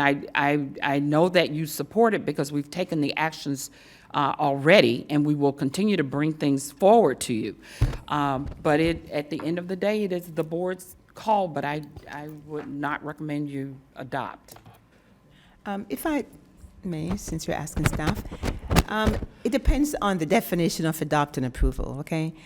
For example, there are 14 items that are really planning and regulatory issues, and Patrick has them. Some of those are, you're sitting as a planning board or planning commission. You will make certain decisions on them. Some of them you have not yet considered, some you have in the pipeline. So I'm going to refer to Patrick, but it depends on what the definition of approval is. I was also looking at attached to the plan as an appendix is the bond allocation process recommendations. And this is in conflict with what we, in some areas, with what we'll be presenting to you, which is the next item following here, that we're seeking approval from you. So it depends on what you mean by approval and adoption. It is not necessarily in sync with what we're doing and also the bond allocation process. And there are also some other items as well. Thank you. Yeah. Commissioner Bernard, you recognize. Thank you, Mr. Mayor. The Housing Leadership Council, they've worked on this housing plan for over 2 years. And, you know, we've had the chance to review it. I believe that this board should adopt this plan subject to some of the exceptions that that staff is saying that they're not supporting. So that would, so I just want to clarify. So I would make a motion to adopt the plan subject to the items that are not supported by staff that's on. There's 17 items that they support. Yes. So to adopt it with the 17 items. And the 14 as well. Does Patrick want to talk about? So. Patrick want to talk about those? Yeah. Commissioner, yes, you've got a number of items. Some of them, I won't go through each one, but the ones that Jonathan identified by way of that number, some you've already given some direction on for staff to move on. It really as it relates to density. Others relate to work management, talking about the number of comprehensive plan rounds per year. And we think we're in a good spot, and your staff, quite frankly, can't accommodate doing any more. My hesitancy, if that was the board's direction, to at least make sure we've accepted out the ones identified there that wouldn't be included for it. And yes, Mayor. I'm trying to, I'm sorry, but that just got me a little more confused. It sounds like there's 23 items that we currently implemented. Right. So that they don't cause a problem. Correct. Not at all. Okay, so so there's 23 that. You've got 14 that Only if we're, you know, sometimes we change our plans. And that so if we change those our- are some of the concerns I have. So if we were to adopt them and then we wanted to change them. What do? We won't be in compliance with the plan. That's one of my major concerns. And I'm just laying it out to the board for your consideration. Can we craft a way to do that? But can we craft something that, I believe that we need to adopt this plan, and we need to craft something that allows us to adopt a plan that gives us the flexibility. And so. To change it. To change, you know, so council, if you can help us. Sure. If it's the board's desire to approve those designated items that we have already implemented and do approve in this county, or endorse those things, and then you could set that out as one item, and then you could preliminarily endorse items, whatever they are, 1 through 10, subject to further development. So Mr. Mayor, and I just want to clarify. Which I think is where you were heading. Well, I wanted to clarify too, because we hear two different words. That's correct. Adopt and endorse. Adopt and endorse are basically the same. Endorsing is publicly saying that you approve of it, I just looked it up, that you are in support of. So, and I think we do support the plan, but approving and adopting it means it is our plan, and we are expected to implement and follow that plan. So if we're doing something contrary to that plan, we need to be explaining why we're doing it contrary, or we need to be amending the plan. So it does have ramifications, which is why if for those items that we are all on consensus on, it makes sense to go ahead and approve or adopt. But those items that we don't have clear consensus, we probably need to have further discussion, or just say that at this time, we approve of the concept, but the idea needs further development, something. Here we go. So the motion would be for us to adopt a plan subject to approving the 23 items that are currently addressed, implemented, and also the 17 items that are supported by staff, and the 14 items that are under further review, staff would continue to work on those items and to work with the Housing Leadership Council to address those items. And then also, we wouldn't adopt, and also work on the 2 items that are not supported by staff. And we might want to allow staff to take a break to work on crafting that appropriately and make sure that we have all the numbered items and that sort of thing. And the other issue, is it realistic for us to continue working on those items that we have not found agreement on yet? So let's just keep it on just those 40 items, the items that were currently addressed and implemented, and also the 17 items that are supported by staff. Okay, so, all right, and I'm gonna look to the clerk now to make sure she. It's a sort of a kind of nod. We have the substance of it, and we have backup support in the office that also is working on it. Okay, all right, so, all right, thank you. And that's the motion, Commissioner. Thank you. Yes, Mr. Mayor. So we have a motion from Commissioner Bernard. I'll second. And we have a second from Commissioner Marino.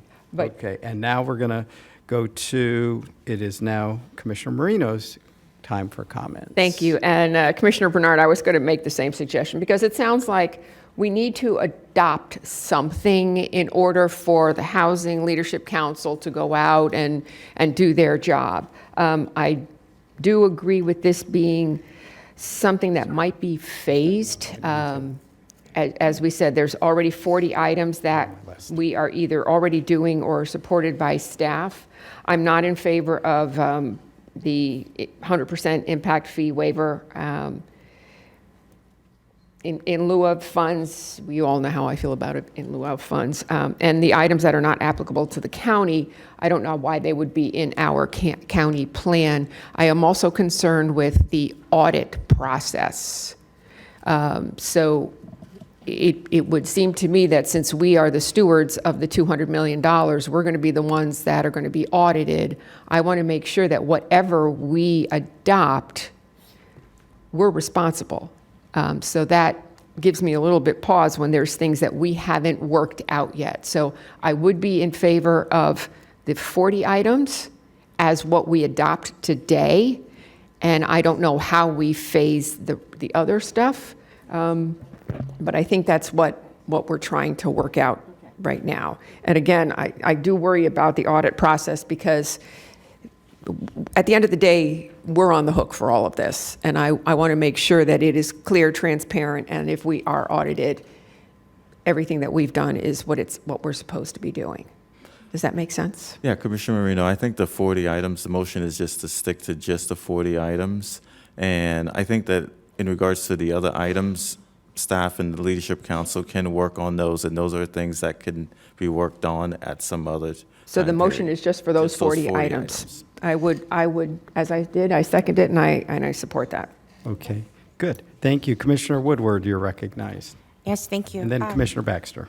Thank you, Mayor. I'm hesitant on this adoption happening right now, just because there's 64 items, and I know we have a list of 40. I want to make sure that we give staff time to make sure that the 40 that we're about to adopt we're good with adopting, because we're going to be putting this out there. I don't want it to be coming right back to us on something that we need to address. So if we need to do a recess or a postponement to give them time, I would like to know for sure that those items, because when I went through this myself, I pulled 8 different items that I had concerns about. I think that they probably do fall under the category that staff also had concerns with. But I just want to make sure, I was going into this full-fledged believing we're doing a receive and file. And if we're going to adopt anything, I think that we should have a little bit of time to do the due diligence on what the 40 items are that we're adopting. So I could do a substitute motion. You're welcome to do that. I think, they may Or want to. could I hear? Well, yeah, well, maybe want to have staff. Could you respond? to, Ms. Baker or Mr. Brown or Ms. Miller? In the document itself, we have identified the 23 items that are currently addressed and implemented, and we also have the 17 items supported. What I would like to do is actually list them, so at least for the record, we'll know exactly what the items are. okay, and just for clarification, just because staff supports it, doesn't necessarily mean that this board does, because we routinely vote on something where staff makes a recommendation, and we have to do our due diligence to make sure if it's a policy change that this board supports it. So having 17 items that are supported by staff, we are making the decision. That's what our job is, so if you could list those, please. We can list those and bring those back, or however you want us to present those to you.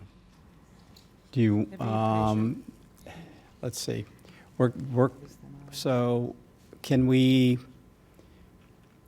what do we do? Can we postpone this and bring it back? Because we're going to be coming back at 2 o'clock. Would that give you enough Yes. time? I think it's important. Well, we'll do matters by the Yeah. public. Can you bring this back to us later this afternoon?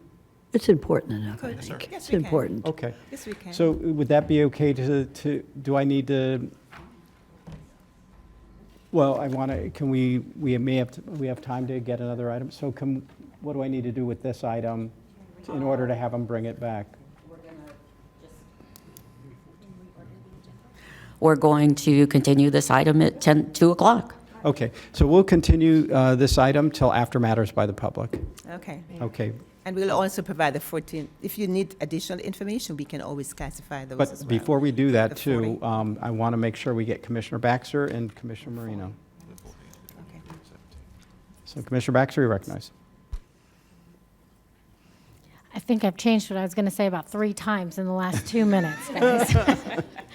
So where I did and do support approving the things that have already been discussed, I also want to hear what the 17 items are. So I'm more than willing to wait until after we recess and come back to get a more broad picture. I just don't want to push this off to another day. I would like to hear it today. So please, thank you. I see Administrator Baker's light is lit. Do you need? Just want to get further direction from you. For the 14 items, the 22 items that we currently implement, I want to be able to lay all of that out for you, and then also lay out a mechanism in which if this board or future boards changes their mind, what will be the process? Because this is not our plan. This is the Housing Leadership Council plan. And we don't have the right to go in and change their plan once we adopt it. So we're going to need to work with them on a method in which if we change our mind or the board changes their mind on a specific related topic that we currently have, and we do that, we need to work with them on a method in which we can go back and change, and that they would accept that change. Wait, this is going to be our plan. If we adopt it, it's our plan. No, sir. It, It's the Housing Leadership Council plan. I would see it as our plan. Okay, we need to clarify that. Well, 'cause maybe in the motion I'm we down the road clarify with that this the is our Housing adopt- Leadership Plan. This is not a plan that your staff adopted. We actually bring you on an annual basis our housing plan. Yes. And Ms. Baker, Mayor, if I can add, I mean, you have 39 other municipalities that also have to review and make a recommendation on this plan because it's a county-wide plan and not a Palm Beach County plan.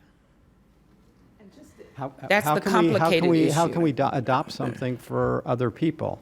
We don't have any authority for Right. that. And the 8 items that are not applicable to BCC, they're applicable mainly to CRAs and not-for-profits and all school districts as well, and municipalities. Okay, all right. All right. We are to Commissioner Marino. Mr. then- Mayor, I don't think this is going to be solved today. I don't think that this is going to be solved today. I think that what we should do is You want to postpone it? we should postpone this item and for administration and the Housing Leadership Council to sit down, meet, and to craft the parts that we can agree and for us to bring it back to us. Okay. All right. Does anybody have, so do we need to withdraw the motions if we're going to postpone it? Okay. You willing, you're I'm gonna- second that. You're going to withdraw your motion? You have a motion. Does Mac, he has a motion. Okay. So Mac withdraws his motion, seconder, Marcy, your motion never Withdraws. got- Okay. Yeah, I'm fine with that. Okay. And Marcy, may I, Mayor, since I'm next on the list? Sure. Well, let me just say, so we're withdrawing it, and we're looking to postponing this item. Mm-hmm. But I think there's been clear enough direction as to where you want to go. Exactly. And Mr. Mayor, I just think that, we need to pass a housing plan. And I think that staff should work with the Housing Leadership Council to streamline something that both staff and the Housing Leadership Council can agree on. And then also once that's approved, once that's agreed, and then for staff to work with the different commissioners to go over all of the items, and then for us to bring it together. I second that. That sounds like great direction. Let's do it. Okay, so we are now to, is it Marino, then Baxter? Thank you. I do agree we do need to adopt something for the county. But we can't adopt anything for the city. So putting this off for a little bit, I hate that we have to do that. But my question is, if we put 5D1 off, what do we do with 5D2? 5D2 are separate. They're not intertwined. They're independent. Okay. The bond allocation process is a different track from the housing plan. All right, that was actually my question. Thank you, Mayor. Okay, Commissioner Baxter, you're recognized. I would like, if possible, for the county attorney to kind of clarify what the administrator said. Who would be able to change the plan once implemented? It's the county, when the county adopts it and approves it, it's our plan. We can change the plan. Traditionally, the county Board of County Commissioners would require staff to work with the Leadership Council because they were the originating agency. That's a tradition, but you have the ability to change your own plan. Thank you, Vice Mayor, and then Administrator Baker. We need to be all on the same page with the Housing Authority, and we need to do this the right way. This is so important. We heard from the minister, there are people out there that really need help. But we need to make sure that what we're doing is consistent with what the county policies are. So I absolutely endorse, let's sit on this, let's review it, let's study it, let's bring it up ASAP for a vote when we all are on the same page. So I absolutely agree that we don't put this off till 2, but put it off to the next available time that we can discuss it and all be on the same page. Thank you, Mayor. All right, County Administrator, you're recognized.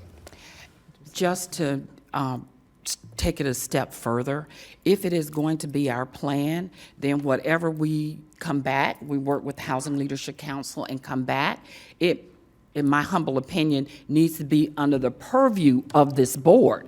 It should not be a plan that's telling the cities what to do, because they're not going to allow that. They have home rule. But what you have in front of you today includes cities and what they should be doing. It includes zoning issues that this board has not taken up. And so that is the only reason I'm being a little insistent on us taking the time to look at this and actually do receive and file and endorse it. I think, not to interrupt you, That's Ms. okay. Baker, but I think that, and based on what everybody up here has said, is there's agreement on, I think, with moving forward on those 40 items. We want them to be presented to us. We're asking them to go back to HLC, but that this is our plan. It is not.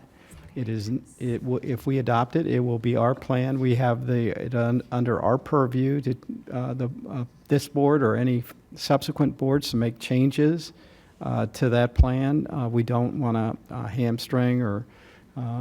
And I think that's been clear from all the discussions going on up here of what we're trying to do. But we are trying to move something forward and make sure that they have the mechanism. If that's what they need to raise money, then they have that mechanism. Commissioner Bernard, County Attorney, do you need to speak? I was just going to clarify, it was not my intent to have any requirements on the municipalities in the plan that you adopt or approve. You might have goals, you might would like to collaborate with, but it was not my intent to put any kind of requirements on any entity other than us. Appreciate that clarification. Okay, Commissioner Bernard. Yeah, just want to add, Ms. Baker, I know you want to receive and file this item, but, I believe that this board wants to approve the plan and for you to work with the Housing Leadership Council. So I believe that the discussion on receiving and file is kind of like off the table, but it's to work on something that you can agree with the Housing Leadership Council and also working with the Board of County Commissioners for us to approve. Thank you. Thank you, Commissioner. Okay, so with that, this item is postponed. All right. And Mayor, may I be recognized? Oh, I'm sorry. Oh, sorry. For the record, can we please have the clarification on the vote? We have Commissioner Bernard as the maker, and we heard Vice Mayor Sachs as the second the first time? Yes. Oh, is it so? Yes. Oh, to postpone? Yes. We just need it clarified, please. Oh, I'm sorry. Commissioner Bernard, motion to postpone. Vice Mayor Sachs seconded, and then all in favor, all opposed. That motion was 7-0. And just to be crystal clear, the direction is to come back to with the board with the 40 items for adoption. Correct. Okay, great. That you agree on. Yes, sir. Yes, sir. We don't want you to Yeah. come back with Just things want you to don't make agree sure on. That is it. Okay, thank you. Okay. All right, where are we? Okay. We are now at 5D2. It is now 3 minutes to 1 o'clock. We have a matters by the public. I think we can get through this. We have facilities. We got a couple more items. Let's see if we can get through this next stuff, and then we can take a break to get something to eat before matters by the public. Be excused. Of course, you. Okay. Are you gonna? This is on the housing bond allocation process. So just as a recap, the Housing Leadership Council Housing Plan also had a recommendation to issue a $200 million housing bond. On June 21st, 2022, the BCC approved the resolution to hold a referendum. It went to the voters on November 28th, 2022, and it was passed by the voters by 55%. November 22nd, 2022, the BCC authorized, yes, that the voters voted on it, that these bonds would be issued. And what is required is that it needed to be validated by the courts. So the board approved us to proceed with the validation. The validation has been completed. It was actually approved by in the courts on February 17th, 2023. The next slide. If you recall, the commissioners who were here, attached to the question, okay, the actual bond referendum was an exhibit, and that was a resolution. The resolution was approved by the board in coordination and collaboration with the Housing Leadership Council, developers, and others as to what the general guidelines would be in the bond. The items in the resolution was what was actually voted on by the voters. So those stand as is, and we will go through briefly what those are. The second part of the conversation will be the general guidelines that is outside the overarching principle about the bond and what it can be used for, is that we need direction and approval from the board for the greater detail. So Sherry will speak to what the bond resolution said that was voted by the voters, and then Jonathan will talk about what it is we're presenting to you today, which is within your discretion to approve. And I would also like to add that we have had extensive meetings in developing the guidelines, okay, what is coming to you for approval, headed by your designated commissioner, Commissioner Bernard, Virginia, all of us, developers, not-for-profit, financiers, HLC, Economic Council, just a whole host of people. So, so with that, I'm going to hand it to Sherry Howard, who will talk about what was in the resolution. Good afternoon, Commissioners and Administrator Baker. I'm going to do a very, very brief summary on the general guidelines that were attached to the ballot language that was approved by the board and sent to the voters. Exhibit A of the resolution provided the framework for the types of housing units and categories that can be funded with the bonds, the bond issuance, allocation, compliance, and monitoring. The categories can be funded through bond financing, are inclusive of those listed here, and there's more detail in the resolution you have attached, and projects can be leveraged with other public or private funding sources. The bond issuance allows for the bonds to be issued all at once, or you can do it in tranches, and the term of the bond is for 20 years. The bond allocation process in the Exhibit A approved by the voters included a competitive process for housing developers, and through this process, the county will issue requests for proposals or RFPs for countywide development. Bonds will fund loans either for permanent financing for multifamily units or construction financing for for-sale units. All awards must be approved by the board, and all awards are subject to be reclaimed if construction has not started within a year of the board's approval. Also approved were requirements for compliance and monitoring of bond-funded projects. They included that project developers provide annual financial reports prepared by a CPA, that the utilization of the restricted units are in compliance with county requirements, and that compliance reviews will be conducted by the county and are subjected to review by the Inspector General or the internal auditor. That concludes the summary of the general guidelines that were already approved by the voters. Now Jonathan will provide the recommendations to the board regarding the bonding funding criteria and process. Thank you, Sherry. So, Commissioners, as we have met with the community and the stakeholders, we've come up with some things that we need to get your decision and your approval on today. A number of stakeholder meetings have taken place, small groups, large groups. You see the 4 meetings that were with the large group that's listed here, but we had a number of meetings with smaller groups as well. The funding criterion process outline is as follows. So for project requirements, the minimum number of county bond-funded units created in any multifamily rental project will be based on whether or not that project has a municipal development order.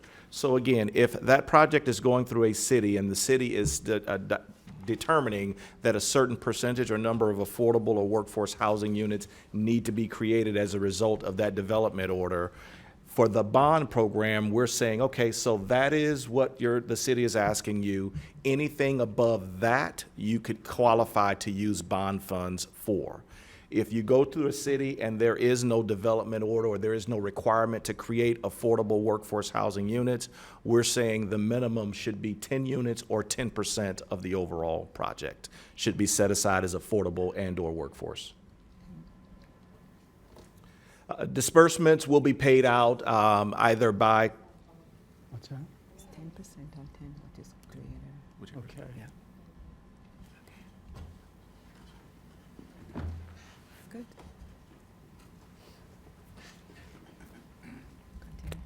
Continue. So disbursements will be paid based on construction draws or a cost reimbursement process. Bond-funded projects will require a payment and performance bond or a letter of credit. Rental projects, workforce housing projects will have a loan term of up to 20 years with an interest rate ranging between 1% and 3%. Our affordable housing projects will have a loan term of up to 20 years with an interest rate of 1%, and we are recommending that nonprofit developers will have a term of up to 20 years with an interest rate of 0%. For sale units, nonprofit developers, for all for sale units, we're looking at no longer than a 3-year term to construct those units. If you're a nonprofit and you're constructing for sale units, we're recommending an interest rate of 0%. If you are a for-profit developer, we're recommending an interest rate of 1%.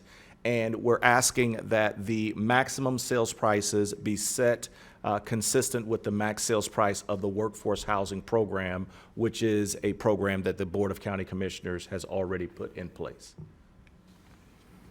We're looking at deed restrictions on these units to preserve affordability over time. With rental units, the minimum affordability period we're recommending is 30 years. If there is a funding source that requires a longer affordability period, then we would recommend adopting the longer affordability restriction. The maximum rent rates shall not exceed the rates issued by Florida Housing Finance Corporation as adjusted by Palm Beach County. And then for the for sale units, we're looking at a 15-year recurring mortgage deed restriction on that property. The resale requirements, and for the rental units, and this was a good conversation, if the project development is sold or 50% or more of the ownership changes to a non-affiliated entity, the loan must be satisfied and the deed restriction will remain in place until the end of the affordability period. County is requesting a 60-day notice on intent to sell when a project funded with bond funds is being sold. For sale units, county shall retain the right of first refusal on the for sale units. We will either look to purchase those units ourselves at the stated workforce housing sales price or identify buyers. We have a list of workforce housing buyers that are currently looking for homes. We would work with those buyers as an option as well to pair them with that home. And again, with those units, when they are being sold, the for sale units, we're requesting a 60-day notice from the seller. The project selection and loan award, staff will provide the initial responsiveness review, and by that we mean we want to make sure that the proposal is consistent with the RFP requirements. So we will review that to determine that the proposal is responsive to the RFP requirements.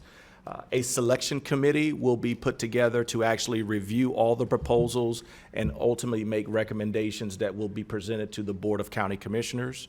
We're looking at that initial recommendation being a conceptual approval, because after a conceptual approval, then we want to present those projects to a third-party underwriter. That third-party underwriter will then take a look at certain things such as their credit, worthiness. They'll look at the right sizing, because we know that there are state, county, and there are local and possibly federal funds and projects, and we want to make sure we're not over-subsidizing on a project. The cost of the third-party underwriter will be paid by the developer, and the county will procure the third-party underwriters. The ranking and scoring, we talked about this a little briefly on rental projects. We're going to look at, in part, the qualifications and experience of the developer, the readiness to proceed, leveraging the very low income targeting, as we talked about for the affordable housing projects, quality of the proposed projects, and a few other things, of which includes the percentage of affordable and workforce housing units within a project. And for the for sale projects, some of the criteria and scoring ranking criteria includes, again, qualification of experience, readiness, financial viability, leveraging, and the quality of the proposed project. And then finally, as we take a look at what will need to be done to administer this program in such a way that we will be successful, we anticipate coming back to the board at a future date requesting positions, staff positions, to help administer and manage these programs. And then these are some of the responsibilities that will be part of those requests at a future date. And so at this point, Mayor, Commissioners, we are looking for your direction on the criteria that is presented, and then we can begin next steps. Thank you very much. All right. Other questions at this time? I don't see any. Let us go to public comment then. We have 2 cards I'm aware of. Thank you. Mr. Wheat, you're up, and then Michelle Jacobs. And those are my only 2 cards.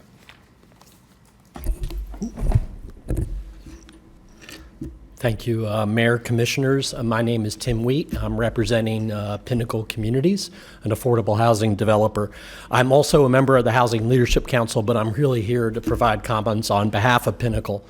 I want to first congratulate Commissioner Bernard and staff for doing an excellent job on outreach. That was discussed during the presentation. There were a lot of listening sessions to get our critical input on how the allocation process would work. We started as affordable housing developers.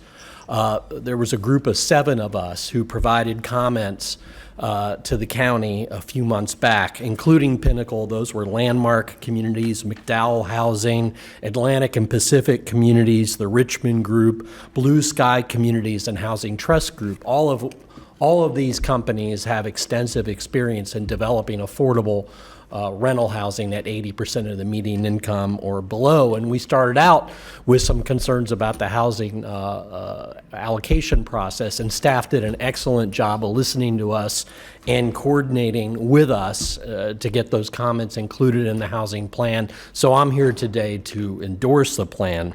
Just some minor comments that I think are worth pointing out is first, we're hoping we'll see separate RFPs issued by staff for each sort of component. Like workforce housing developments ought to be lumped together in one RFP, and affordable housing developments, which are different in character and involve the leveraging of a lot of different resources, both in superior hard debt and then in subordinate soft debt. You will also see, in addition to the selection criteria that Jonathan presented, which are all excellent, you might have some unique other ones that you might want to pursue on affordable housing developments. I think the repayment or due at sale provision, I think it's good to take a position like that. We would caution you that always you want to look at what's best for that individual project.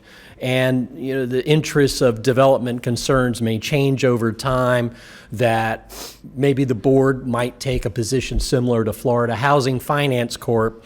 With regard to approving sale or transfers to new ownership entities that's for the benefit of the project, but also doesn't allow excessive profit taking. But lastly, I wanted to talk about the amortization of affordable housing loans at 1%. A 1% interest only period will help us affordable developers maximize the amount of debt that we can leverage from private resources to make projects viable. We would ask that that amortization period not on hard debt not start at least until year 18 of a 20-year loan. The reason for that is there's a 3-year construction period and a 15-year permanent period on superior debt, and we can maximize that superior debt to leverage your money better. So I thank you for your time and the opportunity to provide comments. Thank you. Hello again.